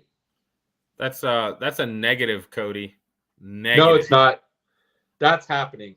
I called that as soon as I was the first one to say it. You know it, Pinky. You know I said it. That's happening. And he's going to ball out under Kyle Shanahan. He's finally going to show you why he was a top pick. That guy's not a leader at all, man. I don't think that's going to happen. I will disagree with that, but, one of us is eating crow next year for sure. It won't be the last time. Yeah, when our bar opens up, crow's on the menu. Clayton, that's a negative, sir. That's a negative. I disagree. I think they did really well. Yeah, I don't think they did well. I think they did really well. Look, you don't win in today's NFL with defense. You win with offense, period. And they got the best offensive weapon in the draft. And let's be honest, if their two previous first-round draft picks pan out the way people thought they would, that offense is going to be dangerous. They're a really good running team, Pinky. Last year, in what people thought they were not a good team, they were still a really good running team. And now they just got what some are saying is the best back since Saquon. He's LaDainian Tomlinson. He is all-time great talent-wise in Bijan Robinson. That's a good pick. I don't doubt that. I don't know if you can take a guy that high when you got a 1,000-yard rusher that you had last season, that you couldn't have used that somewhere else.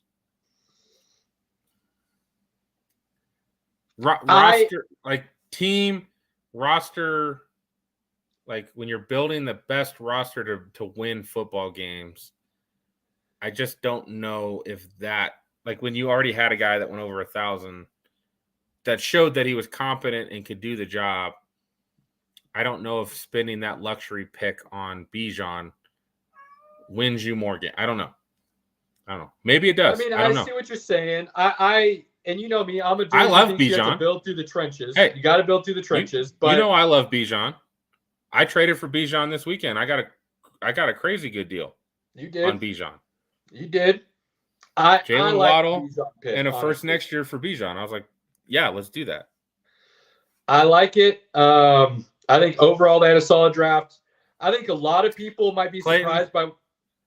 It's not a 1-2 punch. You give the ball to Bijan. Like. Cordarrelle Patterson is going to be more of a gimmick play again because he's not getting. And Algier, a game. Algier's going to get 5 to 10 a game maybe, but you're going to put the ball in Bijan's hands because that's what you drafted him for. He's a 3-down back, so there's no 1-2 punch. It's Bijan and then who's going to spell him, Patterson or Algier on any given play. But yeah, Bijan's a 3-down back. I'll agree with that. I will say that I think people were shitting on this team, and I don't understand why, because I think they got crazy amount of talent.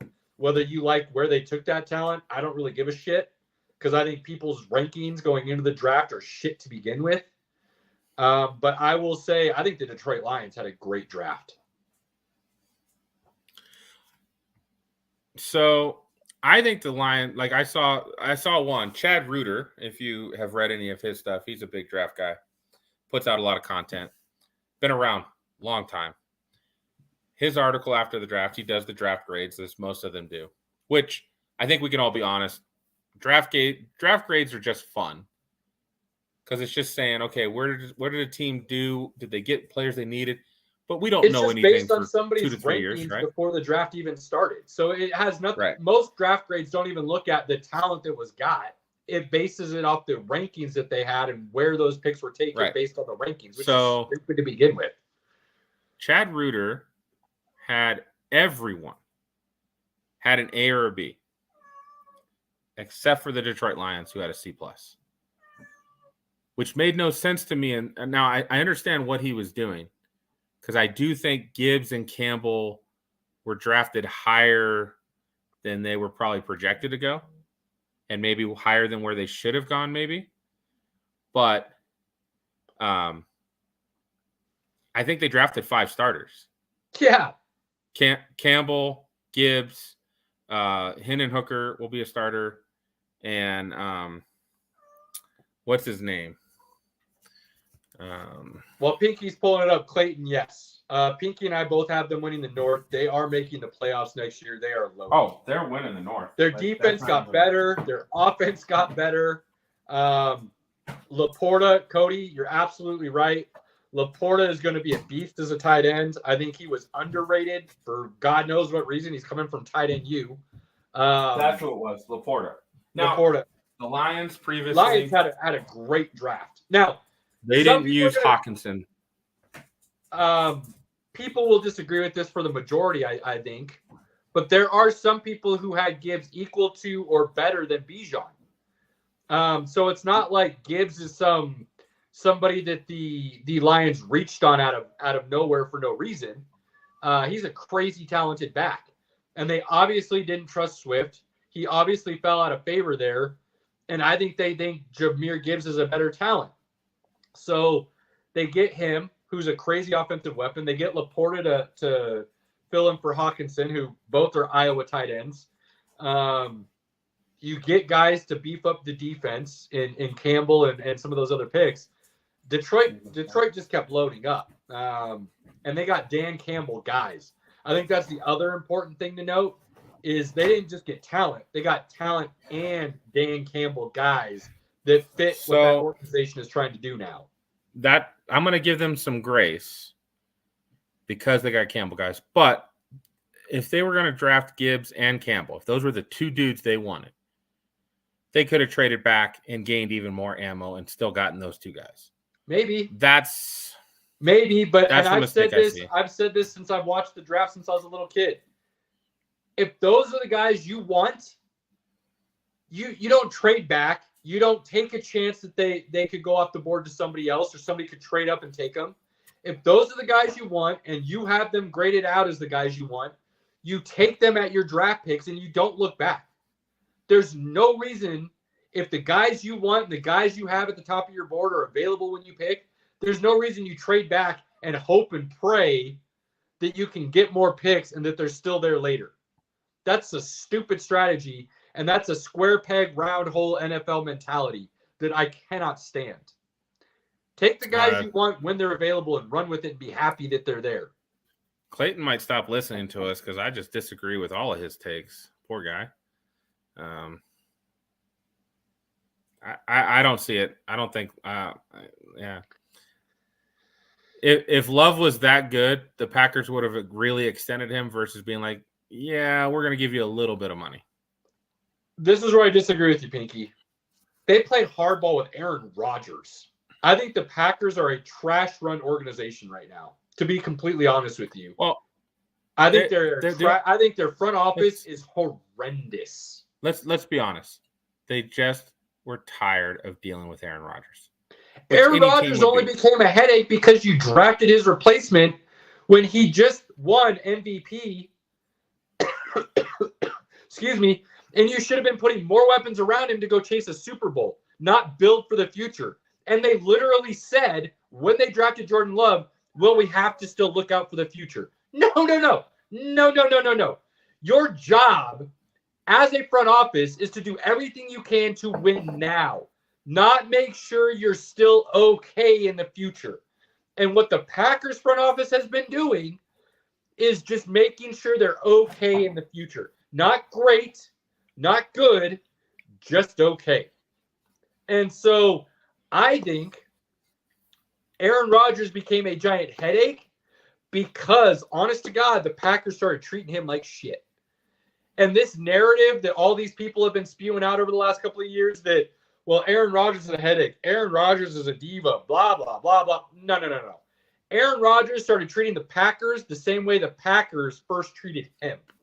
That's what I saw. That's what I believe.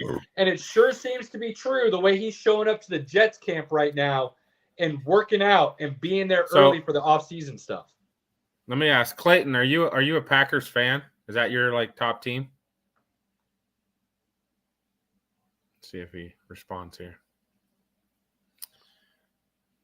Clayton's I got a true fan of ours. He's not leaving just because you disagree with him, Pinky. He understands that that's what we do. let me for any Packers fans that might be listening, let me put it out straight for you. You're going to get a top 5 pick next year. No. Brace yourselves. No, Pinky, you're wrong. I think Love showed enough last year that the Packers won't do any worse than they did last year. I think they're going to be in the 7-10, 8-9 ball range. Bro, you mentioned that you thought Aaron Rodgers was going to win his 3rd straight MVP. I did. And on the back of Aaron Rodgers, they still finished 7-10. The team completely underperformed. I think the coaching, LaFleur is still incredibly inconsistent. And Aaron Rodgers was hurt last year. He had a broken finger on his throwing hand. Cody, that's a big range, bro. You got to narrow it down. Literally. Oh, wait, no. You're saying they're going to draft between 5 and 10. They're getting top 5. Jordan Love is that bad. They're going to. I don't think he is. I think he showed some flashes last year where they'll be okay. Put it on your list. Put it on your list, Pinky. I think they're going to be all right. They're not going to be great. I'm not saying they're going to make the playoffs, but they're not drafting top 5. Ooh. Oh, damn. I already had this. Packers will draft top 10. I already had that on our list. I feel like you said that last week, and I made you put it on the list because I didn't agree with it. Now we're going even higher, top 5. You better put in parentheses. I now said top 5, just so we can. No, I'm just changing it to top 5. I'm a man of my word. All right. No, I don't think they're going to be maybe a little worse than last year. But I don't think I see them 7 and 10. Bro, I'm going to tell you this. They are going to be 4th in their division next year, and you know how I feel about Justin Fields. I can't say that because I think the Bears are the biggest losers in the offseason and the draft. They did not do great. I am tired of hearing Bears fans praise Pace and what he did. I am disgusted by Bears fans who are supporting that. The man got nothing in free agency but loading up on the defense. What? I think it's Poles now, isn't it? I mean, Poles. No, Pace. It used to be Pace. Or it's one or the other. I'll look. Either way, yeah, he's a dumbass. I didn't like any of their. I didn't mind their first pick. Ryan Poles is their GM. Poles, my bad. My bad. Pace was their previous GM. Okay. Their first pick was great. They went offensive tackle, which is their biggest need is offensive line. I had Bears fans coming at me online saying, our offensive line wasn't that bad last year. We just need a piece or two. What? What kind of crack are you smoking that you think there was anything on that offensive line worth saving? They should have replaced the whole offensive line. The whole goddamn thing. And second of all, your head coach and offensive coordinator, trash. Trash, because the offense you run last year did your quarterback no favors. Your offense that you ran last year was so bad, it has Pinky calling your quarterback a running back. Dude, he ran for 1,100 yards. I don't think I'm going out on a limb there. You had opportunities, multiple opportunities in this draft as the Bears to bolster that offensive line, and you took one offensive lineman. One. And you didn't sign any in free agency. I like a couple of their picks, though. I do. Nope. And you know why? Did they get talent? Yes. But what side of the ball did they get the talent on? Well, they picked a running back, which was, I like Roshan Johnson. You didn't need him.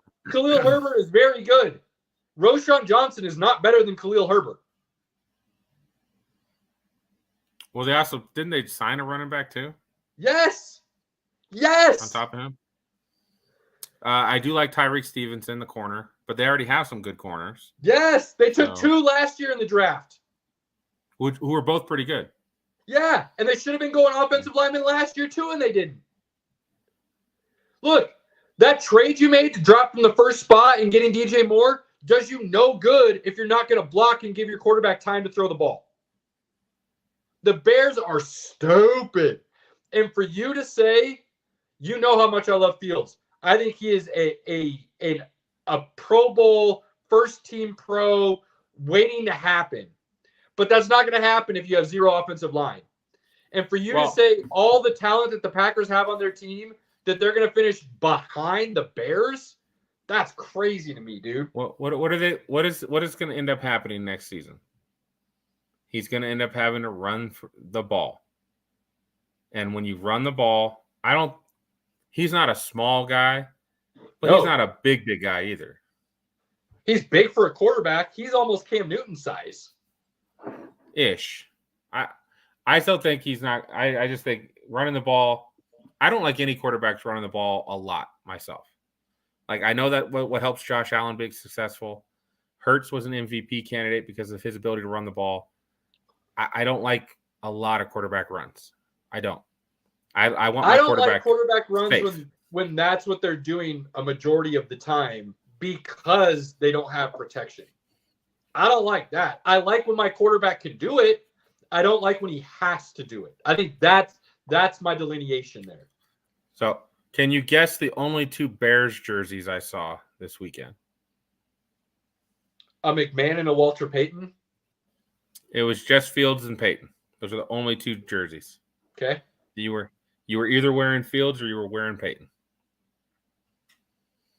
So I love Fields. We know my revisionist history and where Fields should be playing. So, I mean, I think he's a supreme talent. I don't know if we'll ever get to see it, though, in Chicago because they are just stupid. Plain and simple. I'm going to call it like it is. I'm not even going to be kind about it. They are stupid. Fair. At least you're being fair, Caleb. I didn't hate a lot of people's drafts. I didn't.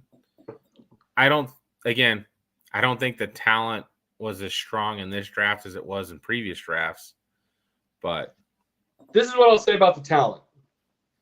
I don't feel there was a lot of top-end talent in this draft, but I feel there was a lot of talent throughout the draft that will play starters and contribute for a lot of teams. Now, you might not see a lot of all-pro talent, but you'll see a lot of, 8-year starters that contribute really well for their teams. Right. I don't think there's any superstars or all-pros, but we know we'll be wrong. There'll be some 5th, 6th, 7th round guys who end up balling out and becoming household names. Just hard to say who that's going to be right now. Here's something that I'll Cody and I were actually talking about this. And I said it to Cody as soon as the first round was over, and it seemed to continue throughout the draft. If you're a fantasy guy, I don't know anybody, literally, I do not know anybody that's happy about their fantasy team after this draft was over. This draft was awful for fantasy, but it was great for real life.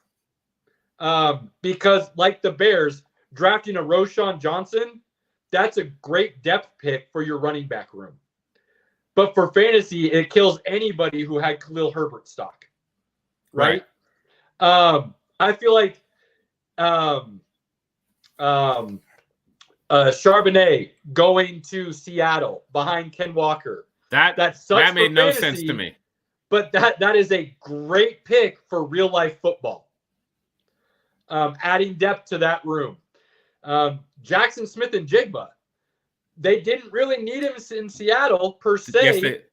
Oh no, not in Seattle, but so fantasy, that's not necessarily where you would have wanted to see him go, but real life, that is a damn good pick for the Seattle Seahawks and adding talent for their quarterback.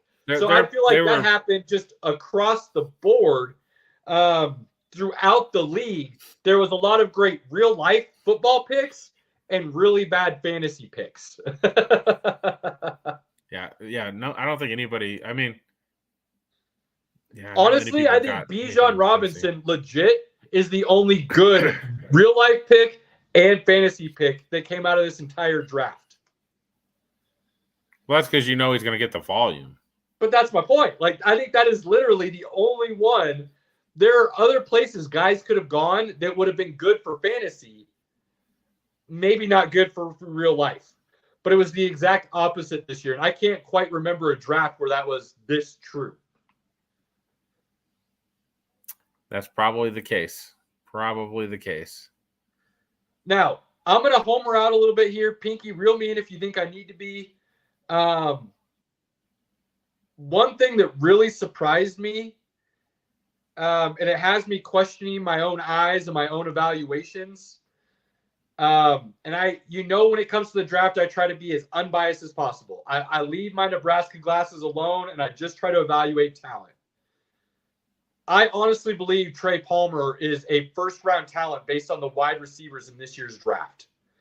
And for him to go in the 6th round to Tampa Bay blew my mind. I personally think, and I'll use this as our leadway into the Broncos so we can finish up with our draft analysis. I honestly believe Trey Palmer is a much better talent than Marvin Mims. And Marvin Mims went the last pick in the 2nd round, and Trey Palmer went in the 6th round. And the only thing I can think of is that Trey Palmer played for a really bad Nebraska team, and people downgraded him because of the team he played for, not because of his actual talent on the field. I mean, I haven't seen a lot from I love Steve Smith, and Steve Smith does some videos every year about the wide receivers coming out. And most of his is pretty good. I haven't seen if he's done anything about Trey Palmer, but he's done stuff about all the top 5 or 10 wide receivers. And with Marvin Mims, he was just like, that dude was underutilized. Once Caleb Williams left him with a shitty quarterback of Spencer Rattler, there's a drastic difference. One Spencer Rattler was Gabriel this last year. Oh, whoever. Rattler was Gabriel. Actually before Caleb Williams. Williams replaced Rattler, and then Gabriel was this year. Okay. Gabriel was not very good. So. He wasn't bad, in all honesty. He wasn't bad, but he's not Caleb Williams. Right. In fairness to him. But Steve Smith loved Mims. But let's be honest. I don't think it was the quarterback as much as it was you went from Lincoln Riley to I'm going to draw a blank on his name all of a sudden. Brent Venable. So I still think you went from an offensive quote-unquote genius in the college realm of offense to Brent Venable. So I give you shit. Are hard. I give you a lot of shit about Nebraska. I think I'm fair with that. You do, and I take it because you deserve most of it. You deserve most of it. I agree. Trey Palmer looked like a talent. Speed for days, good at catching the deep ball. I don't think you downgrade a guy for where he's playing. In fact, I think when you see what he does, you go, well, shit, if he had a really good quarterback, like he would look really, really good. Texans did okay. I think they did really good. Cody and I talked about this. We didn't want to like what the Texans did, but we really liked what the Texans did. Top end, really good. You got 2 of the best players in the draft, period. 2, 3. Perfect. The rest, whatever else you did was just kind of whatever, but the top 2 guys were great. No doubt about that. You got your captain on the offense and you got your captain on the defense. You come out of that draft, you're no matter who else you got, you're happy. You're ecstatic. I like what the Texans did, Pablo. So yes, you guys should feel good about what's happening. The problem is you still have your owners that you have. So how good you can feel long-term, I can't say for sure. I think you got a great head coach. I had him at the top of my board to be a Broncos head coach. We got Peyton, so I'm not mad about it. And you got 2 great players at the top of the draft, and I think you filled out talent that are going to be starters at the rest of the draft. So yeah, Pablo, solid. Pinky, sorry. Back to what you're saying about Trey Palmer. So I think Trey Palmer is a talent. But obviously there was something people were seeing that dropped in the 6th round. Again, and we all know, I don't think of the wide receivers in this draft are a number 1 wide receiver. I think they're all good. I think they're good number 2s. Answer me this, Pinky. If Trey Palmer puts up the numbers he put up at Nebraska, but he does that at Ohio State, Michigan, Clemson, LSU, even Alabama, does he go in the 6th round? Probably not. He probably gets more coverage, but I think if you're really that good, they find you though, man. No, come on. The NFL, look, let's be honest. 95% of the NFL scouting and front office is trash. I mean, they just are. Zay Flowers played for Boston College. He didn't play with shit. He got drafted in the 1st round. He got a ton of media coverage all year. A ton. There is nothing on tape that I see that says Trey Palmer's is worse than Zay Flowers, that's worse than Addison, that's worse than Johnson. Like, I don't see it. I don't see it. And that is not me being a Nebraska guy. That is me saying, looking at the tape and the film, he was literally the only option for the Nebraska offense. And game in and game out, he burned the shit out of people with that defense, knowing that's all they had to cover. And he did it in the Big Ten, where it's widely considered one of the top defensive conferences in the entire country. Look, I told you, man, I would have drafted Trey Palmer higher. The mock draft simulator I was using this whole, the last 3 weeks up to the draft, had him ranked 73rd overall. That's as a top of the 3rd best round, player. Right? I mean, that's what. So and that's just one example, and I'm only using it because, yes, it's a homer. I'm a Nebraska guy. Everybody knows that. But I'm using it as an example of, people want to talk about this draft grade and this guy, and this is where he was ranked, and, oh, that was such a great pick. Transitioning now into the Broncos, because I know Pinky wants to talk about it, and that's how we'll end it today. I did not like the Marvin Mims pick at all. What I saw from him over the last couple of years was not somebody that should have been taken where the Broncos took him, when we have a lot of other needs and there were better players for those needs, and just what I personally thought were better players overall, still on the board waiting. Well, you're in the minority, because everything I'm reading, most people are pretty excited about it. Most people love that pick. And I know. I'll tell you, I like it a lot after I saw NFL Network post their graphic about it, and they compared him to Emmanuel Sanders. Yeah, people keep saying this, but nobody wants to talk about how he played in the Big 12, which is defensive lacking.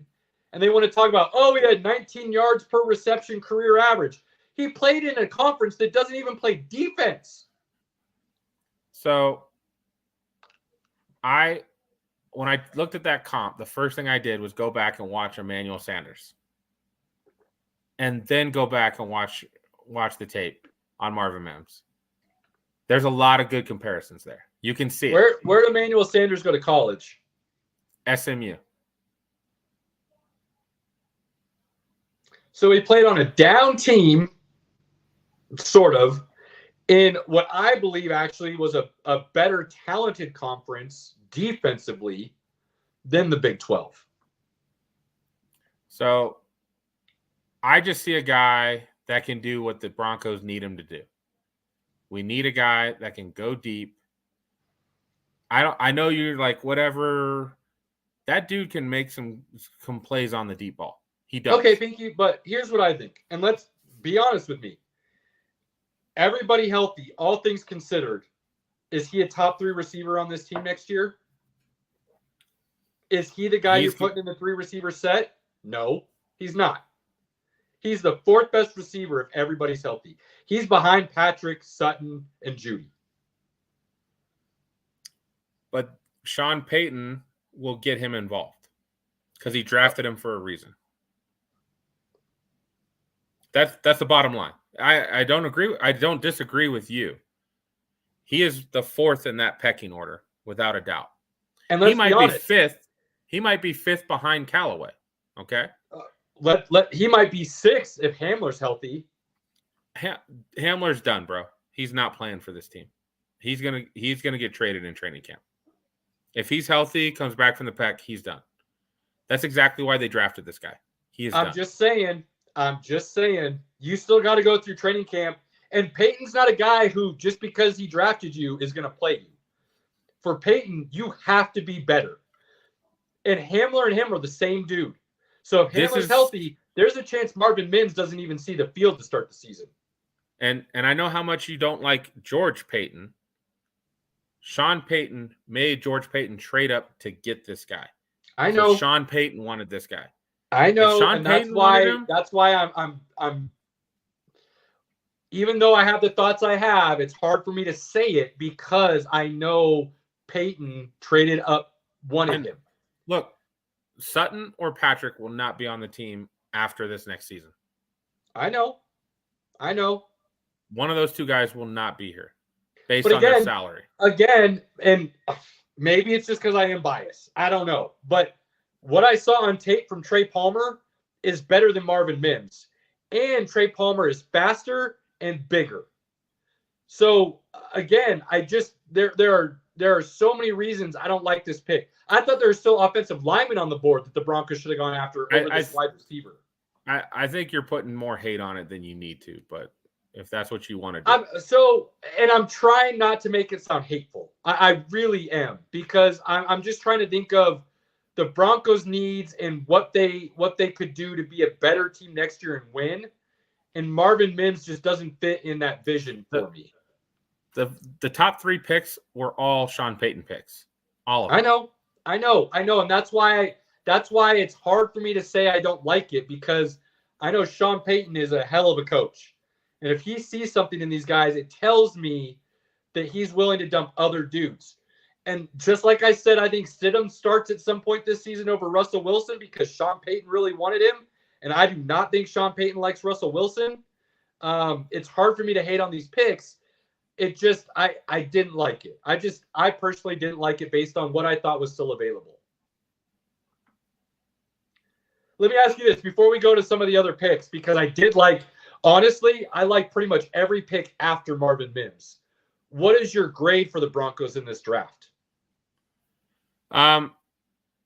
Copying off of the 5280 podcast that I watched before ours, I'm pretty much in the B+ zone myself. Oof.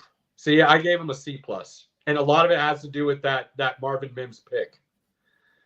I just didn't think it was a need. I didn't think it was a need at all. I think there are offensive linemen, running backs, and some D-line that were still available that would have been just as good talent-wise and better fits for what the Broncos needed. Unfortunately, you don't know what Sean Payton likes, though. And I don't either. So that's why, again, I'm not using that as a downgrade, because I would have, there's O-linemen I would have drafted that were on the board myself. If Sean Payton saw something in that guy that we can't wait at 67, we have to jump up to 63 to get him, I'm going to give Sean Payton the benefit of the doubt. And when I see the guy, I do. I'm telling you, I rewatched the highlights. He looks like Emmanuel Sanders. I loved Emmanuel Sanders. Loved him. You are a big Emmanuel Sanders guy. You definitely are. But again, I think I downgrade his talent a little bit because he played in the defensive list Big 12. Plain and simple. He played in the defensive list Big 12. So all these highlights you're seeing, I'm not seeing him as awe-inspiring as maybe some other people. A majority of the highlights they show, though, he's got a guy right on him and he's jumping up and getting the ball. They're not like he's wide open. He's jumping up and getting the ball. So maybe it's just because I watch a little bit more college football. You can make anybody's highlight reel look good.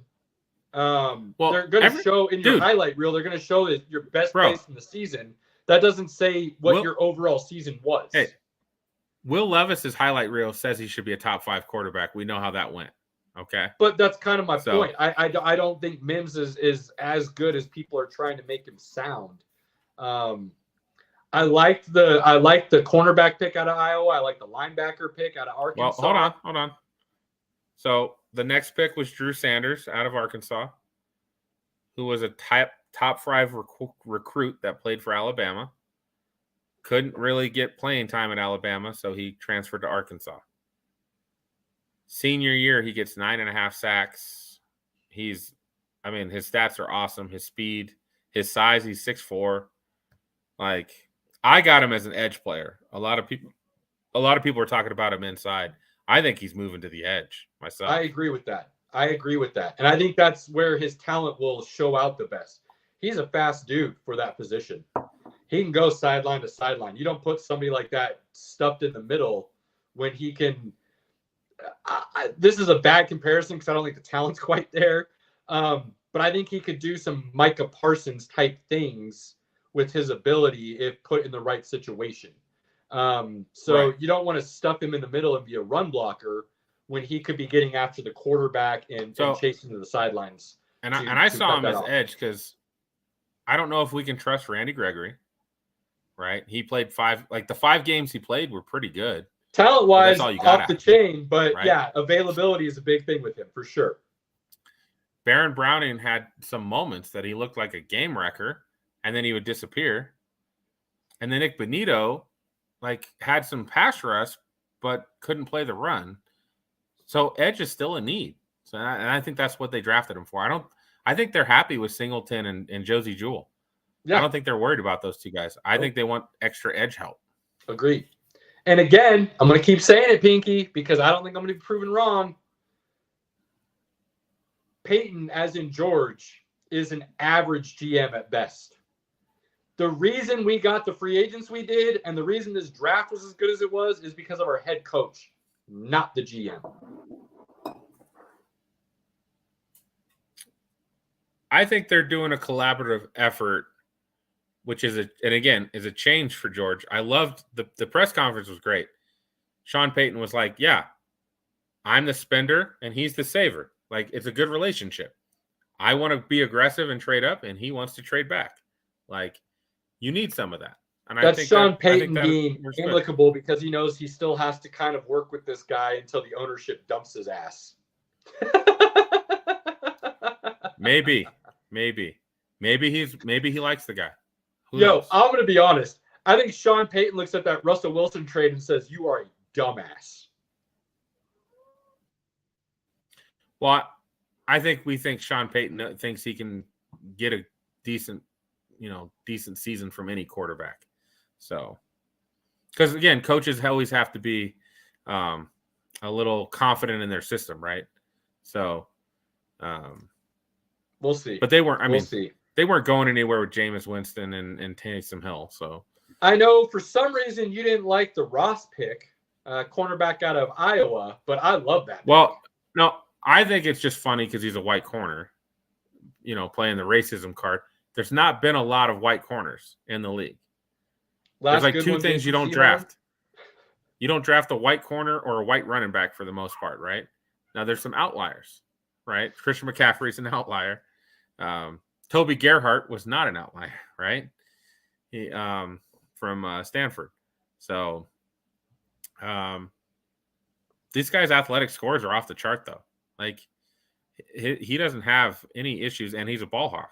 So he's a ball. He's got great vision for being in the right spot at the right time. He is good, damn now, good. And again, if you're playing opposite of Pat Surtain, what's going to happen? The ball's going to come your way. He's going to have opportunities to make plays because the ball's going to come your way. So I don't hate it by any means. I kind of don't like giving up a 3rd-round pick next year. That's what I don't like. But other than that, I don't mind.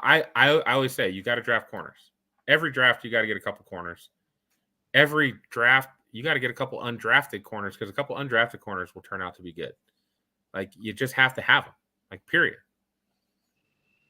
It's just like O-lineman. Every draft, you should have an O-lineman, and you need depth. Absolutely. A couple undrafted guys just to, like. Bears, are you listening? Bears, are you listening to my boy right now? Dumbass. In the great words of Red Foreman, dumbass. So I liked I saw Pro Football Focus, Pro Football Network all had the Broncos as the winner of day 2 because they had 3 picks and all 3 picks were rated pretty highly by everybody except for Caleb. Matthew Berry loves Marvin Mims to the Broncos. A lot of people love Marvin Mims. Again, it's not that I necessarily dislike Marvin Mims. It's that what I saw from his talent and where they took him and what was still on the board didn't line up for me. So while it might sound like I think Marvin Mims is trash, that's not what I'm trying to say. I'm gonna put that on the list. The talent of where they drafted him, what was still available, and what I saw from him on tape didn't align. All right, I got that on the list.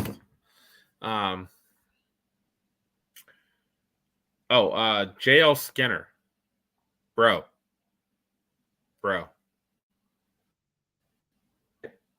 I don't think, again, Cam Chancellor was freaking awesome as a safety. That dude was amazing. He completed the Legion of Boom. Oh, yeah. You had Earl Thomas. You had Richard Sherman. It was Bobby Wagner and Cam Chancellor. Cam Chancellor was probably the reason the Legion of Boom was the Legion of Boom, in all honesty. Awesome. JL Skinner has that type of size and speed. Agreed. And length as well. Like, he'll come and lay the boom. He'll get good interceptions. Like, his length is crazy. If he had not torn his pec, he doesn't go 6th round. Sure. Why he went 6th round with a torn pec, I don't understand. Because it's not like he had a torn ACL. Torn ACL, I get it. Like, maybe he doesn't have the same speed again. Takes longer to rehab. It's a torn pec. Like, that's not going to affect him long term. That didn't make sense to me. You tear a shoulder. Sometimes shoulders don't heal properly. Like, I can understand certain injuries. A torn pec is not really a big deal. So overall, you're giving them a B, as you said? B plus. I actually like the last pick they made. They did trade a pick for Adam Troutman, and then they got the 3rd to last pick in the draft in the trade. They picked a center. Yep. In that pick. Now, I saw 3 media guys that had him as the best center in the draft. Jeff Schwartz, who previous O-lineman, literally said this guy will play 10 years in the league and will be a starting center. Which is, I mean, when you hear stuff like that, and I agree, I think he's a great center. I think the Broncos got a steal there. It just makes you realize how awful NFL scouting departments truly are at times. If there can be that drastic of a difference in people's evaluation of players. Here's the problem. It's where you value certain positions. Like, the center position is pretty devalued unless you have a shitty one, right?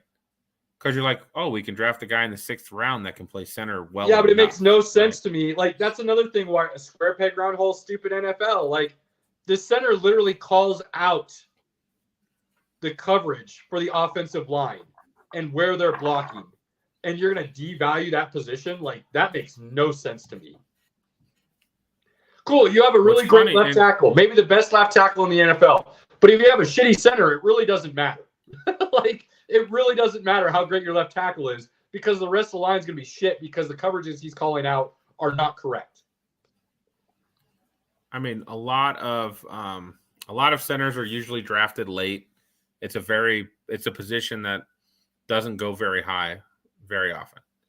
So I'll go back to, you remember one of the, do you know who the best center in Broncos history is?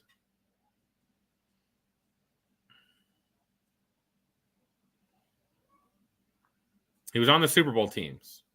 Right. You don't remember Tom Nalen? Oh my God. Yes. Sorry. Yeah. I was drawing a blank. I was just drawing a blank. What round was he drafted in? like the 7th or 8th or something like that back in the day when they had a bunch of rounds. 7th round, pick 218. Yeah. I mean, Mark Schlereth was drafted. Like, wasn't Mark Schlereth drafted in like the 12th round or something stupid like that? I think I know Mecklenburg was drafted in the 12th. I think Schlereth was drafted in like the 6th. But Mark Schlereth, again, what it comes down to is you can't measure a guy's heart and passion and willing to put in the work. Right, but you can do your homework and your due diligence and go talk to some people if the scouting department's really good and get a feel for what kind of people they are. So keep in mind, when he was drafted, there was only 28 teams. So there was 10 rounds. Right. He was picked 263 in the 10th round. So he was drafted 6 picks after this guy would have been drafted. Like, I really want to give the Broncos like a B-, maybe even a B, because I like everything they did after Mims. Like, I do. I like everything they did after Mims. I got to downgrade him a little bit because I don't see receiver as a position of need in any way or form, and I don't see Mims what you're being saying, a game changer, best what player you're available. saying is the same reason people are downgrading the Lions draft, and you think the Lions had a pretty good draft. Well, but there were other players on the board. Wait, no. The difference is the Lions got game changers. Regardless of where you had them ranked or where you thought they could have been ranked, the Lions got game changers. Absolutely. Gibbs is a game changer. Campbell might be the best linebacker in the draft. They got game changers. I do not think Marvin Mims is a game changer. I think he's an average wide receiver. Over half of the analysts had Drew Sanders as a better overall linebacker than Jack Campbell. Look, you can argue if he drafted him top is 20. The best or this. Campbell is one of the top, if not the top linebackers in the draft. Period. He is. Marvin Mims is not one of the top wide receivers in the draft for me. Again, I think a guy that went in the 6th round in Trey Palmer is a lot better than Marvin Mims. Not just better, a lot better. So that's foolish. That's foolish. Sorry, man.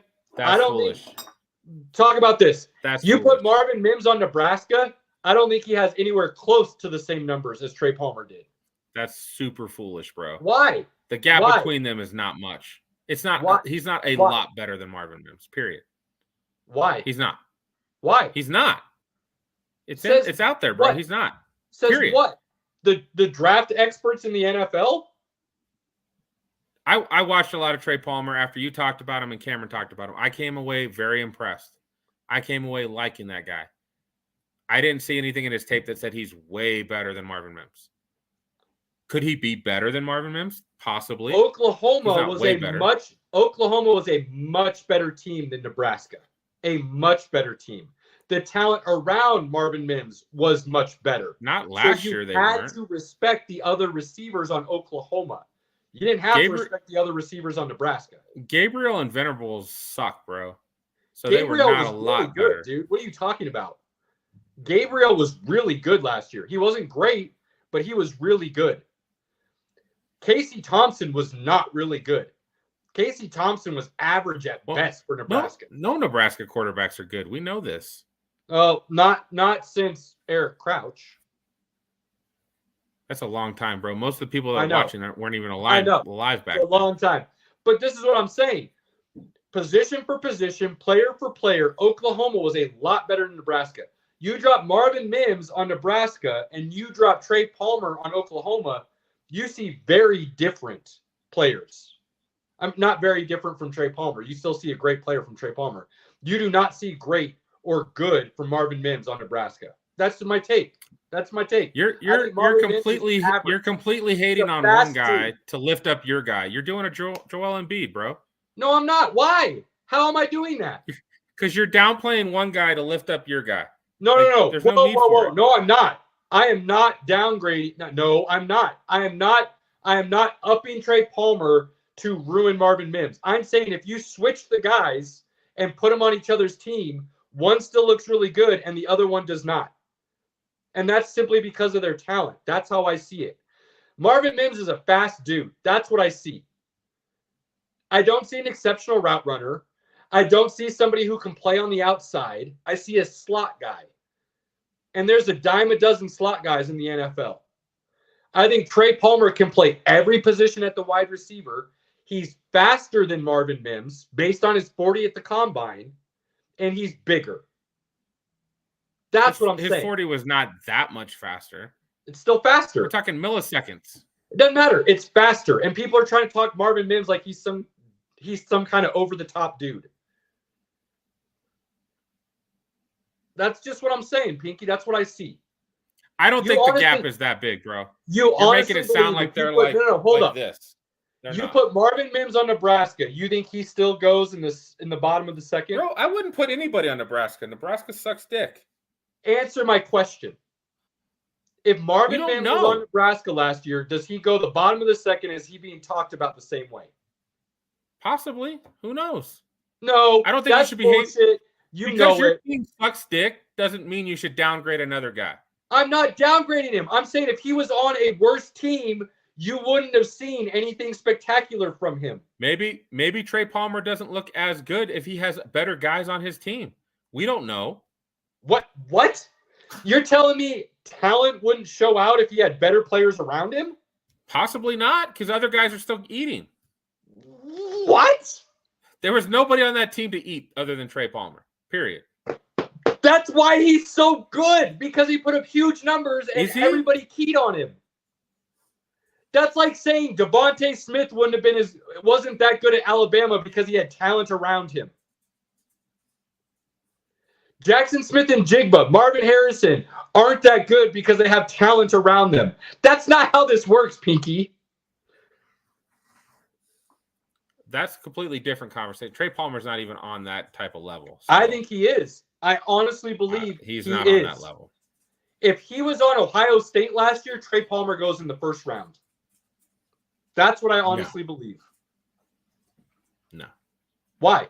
I don't see that. You, of all people who hate Nebraska, watched his tape and texted me and goes, damn, actually, that guy's good. Right. He is good. I still think he's good. So if he was on a really good team, he would have showed out even more. He's not going first round. We won't know. And now he's playing with Baker Mayfield, so he's even more screwed than he already was. He's screwed. Yeah, like, bro, we're not going to hear from him. It's fine. The Broncos can try to pick him up after he gets cut. Like, it'll be fine. Oh, my goodness. So, all right, any final draft thoughts? This is like one of the longest shows we've ever had, and it went by quick, it feels like. We got to digest it a little bit. There's always that, like, overreaction. Got to digest it. Got to see what happens. Unfortunately, we won't have any more like the major football talk after this is when the schedule releases. We can kind of talk about, so and so's playing XYZ. That's next week. Did they put a date out yet? Yeah, May 5th, May 6th. What did I see? Something like that. That's this weekend, bro. Yeah, it's like a week after the draft is what I saw. I saw them starting to do promos on it, but they didn't have a date on it. Look it up real quick. I'm telling you. I'm looking right now. Fade, you're kidding, right? Like that's sarcasm. Like that's got to be sarcasm. Dude, are you serious? Fade, are you out of your mind? They definitely should have paid that dude. He's only getting better. Look, I don't like. I'm not a big fan of. Hates what I call dual threat, what he calls running quarterbacks, and even Pinky thinks he should have been paid like he did. Absolutely. He runs that quick game. He's a game changer for them. They've got a good team. Like what? Fade. You crazy, man. Bro. Did you not see that man ball out last year? Fade, bro. He's the number one quarterback in the NFC. He's the number one quarterback in the NFC. Fade. Newsflash. That's every good quarterback in the NFL. If you don't have a decent offensive line and you don't have weapons around you, you're not going to look good. So, period. Josh Allen looked like shit before they got Stephen Diggs. Fade, let's be honest. Mahomes is like the best quarterback in the league, right? I mean, can we agree on that? He's absolutely the best quarterback in the NFC right now. All right. Yeah, absolutely. We agree, Caleb. Ching ching. Mahomes is the best quarterback in the league right now because when his O-line doesn't protect him, which they don't for the most part, and he runs back 15 yards, he can chuck it down the field. When his legs go, that's going to be a problem. Fade, you mean when he had 0 offensive weapons? Goddard was hurt half the year. Their running game was banged up. Of course he's not going to look good. Like they traded Ertz. They only had Devontae Smith. They didn't have A.J. Brown yet. Goddard was out most of the year or half the year. Like, yeah, dude, that's every quarterback in the league. Josh Allen was almost being talked about as a bust before they got Stephen Diggs. Dude, he was awful his first 2 years. Awful.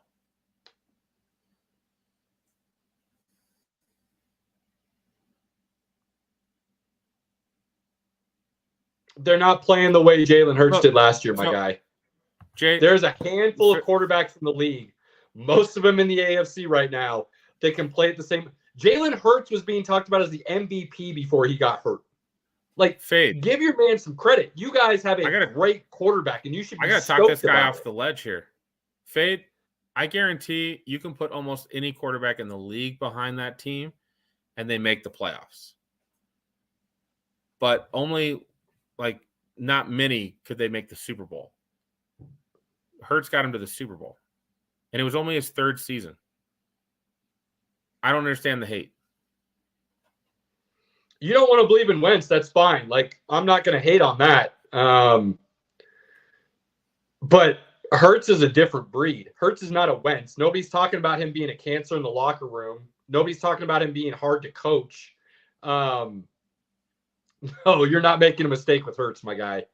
I had to talk Pinky into liking Hurts, and then last year Pinky came around. Like, Hurts is a beast, and he's only getting better.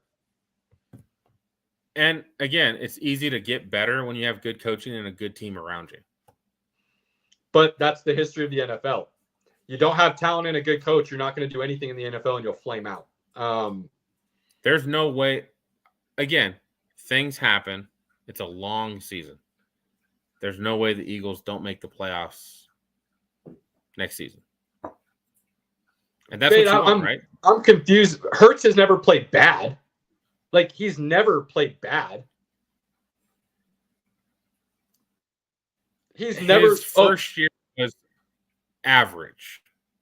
I wouldn't call it but he had bad. Not really that much talent around him. Let's be honest. Baker Mayfield had more talent around him when he came into the league, and Baker Mayfield looked like trash for the most part. Hurts has never looked that way. And Fade, if you go look at that contract, Hurts did the Eagles a huge favor because it is a crazy team-friendly deal the way it's structured to allow them to continue to put pieces around him. Fade, contracts don't, like the salary cap, and I've learned this from Caleb, this shit doesn't fucking matter, bro. This shit doesn't matter. They will figure it out. They rework contracts. They give people cash. They move money around. It doesn't matter, bro. Like, the Eagles have old talent that they're replacing with new talent. The Eagles are fucking set. Pinky, what's the salary cap? What's the salary cap? Imaginary. That's right, my guy. Cheers. Cheers.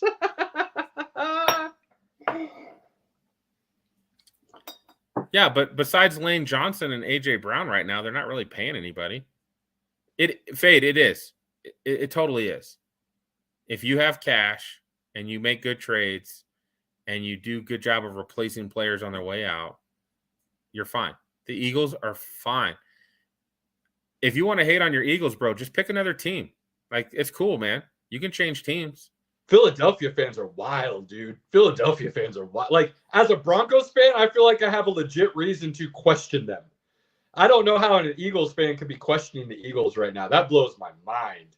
But Faye, keep coming back, man. We appreciate the support. We'll chop it up with you every single time. But that's a wild take to me, dude. That's a wild take. Fade. The salary cap, Fade. the salary cap's imaginary. Fade. If you're good, if you've got a good your accounting argument, department, you can move those figures any way you want with the way you can do signing bonuses and guaranteed money and extending contracts and pushing it out to next year. That's an imaginary number, baby.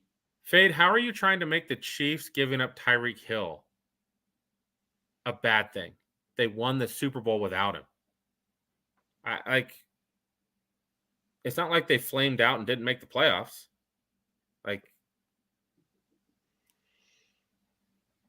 Hurts is the best QB in the NFC, period. No. The Hill thing doesn't show the cap is real, Fade. They just didn't want to pay him that because they thought they could replace the talent elsewhere. If you really listen to Andy Reid talk about it, it had nothing to do with the dollars and cents, man. It had everything to do with they didn't think they needed to pay him to continue their talent run. That's what it comes down to.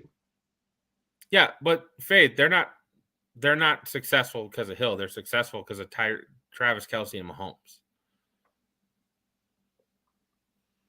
Chiefs thought they could win without him and spend the money elsewhere. That's what it came down to. And they did. Yeah. And they won. It's not, again, the salary cap does matter. The salary cap is real. And if you want to talk about, Fade, let's be honest, last thought here, and we'll probably get running. You want to talk about quarterback deals. Mahomes' deal and Hurts' deal are very similar the way they're set up to be team-friendly. They look like huge numbers, but when you really break down the way they're structured and the way they're paid out, they are extremely team-friendly deals that allow them, over the course of the deal, to continue to put pieces around both players. Okay, last question for Fade, and then we definitely got to leave because this is really long. If it's not Hurts, anybody else in the NFC, who do you want? Anybody else in the NFC. You can take any quarterback from the NFC. Who do you want? My mind is so blown right now, Pinky. I never thought I'd hear a Philly fan.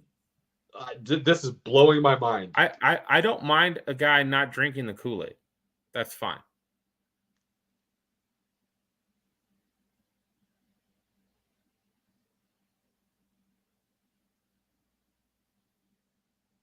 Who are you going to draft at 10 this year that is better than Hurts?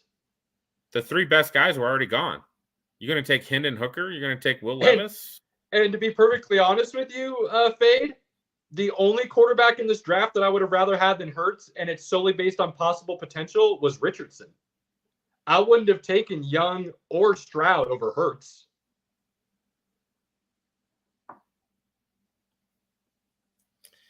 Well, I don't think we can. I don't think we can help get Fade off that ledge. So we're gonna let him stand on that island by himself. I think he's already jumped off the ledge. Yo, Fade, we can see it differently. That's all. And the fact that, I'll be honest, if you listen to us more, the fact that Pinky and I agree on this, it is a rarity. It is a rarity. Hold on. So this week, during my draft week, we do my other league, one of my other redraft leagues that I'm in, held they picked the names and picked the draft order while I was gone. They did a draft order and a poker night. I got the phone call. I could have the second pick or anything else. It was like 1 and 3 were taken. I could have the second pick or anything else. I picked second and put Hurts on the board. Like, I'm taking Hurts, period. If Mahomes is gone, I'm taking Hurts. Like, period. Fade, I'm going to tell you right now. I hope in 2 or 3 years, Pinky and I are still doing this and you're still listening to us, and you and us can revisit this in 2 or 3 years and see where Hurts really is. And to be perfectly honest with you, if we were wrong, Pinky and I will gobble down a plate of crow. It's not anything new to us. We don't like doing it, but we will do it. All right. But so, Kale, what we're going to do at our Sports Nonsense and Whiskey Bar, we're going to have like a really shitty shot, and it's going to be called Eating Crow. No, we're going to have a dish. We're going to have a dish that's called crow. We're going to have an actual meal of crow that people are going to come in to eat because their friends told them they were wrong. Like, no, I like shot better. That way, it's quick and rather painless. Yeah, Pinky likes to just get it over with. But no, we're gonna have a plate of crow that you're gonna have to eat. But yeah, Fade, I hope in 2 or 3 years we're still doing this. You're still listening to us, and we can revisit it then and see what happens. 2023. Pinky, as always, I appreciate you, my guy. You got any final thoughts? We're a long way from football. We're about to go into the dead season. After the schedule releases, we're dead. And then after basketball and the hockey playoffs finish, we're just got baseball. Holy crap. Go Braves. Go Braves. That's a tough place to be. As always, you have an opportunity. Cherish the moments. Do not let them go by. Spend that time with your family, your friends, your loved ones, anyone close, anyone you consider to be in your inner circle. Do not take those things for granted. We love all you guys. We appreciate the support. We can't thank you enough. Like, follow, share, subscribe, all that good stuff. Check out the other podcasts on the network. You know it. Till next time, we're out.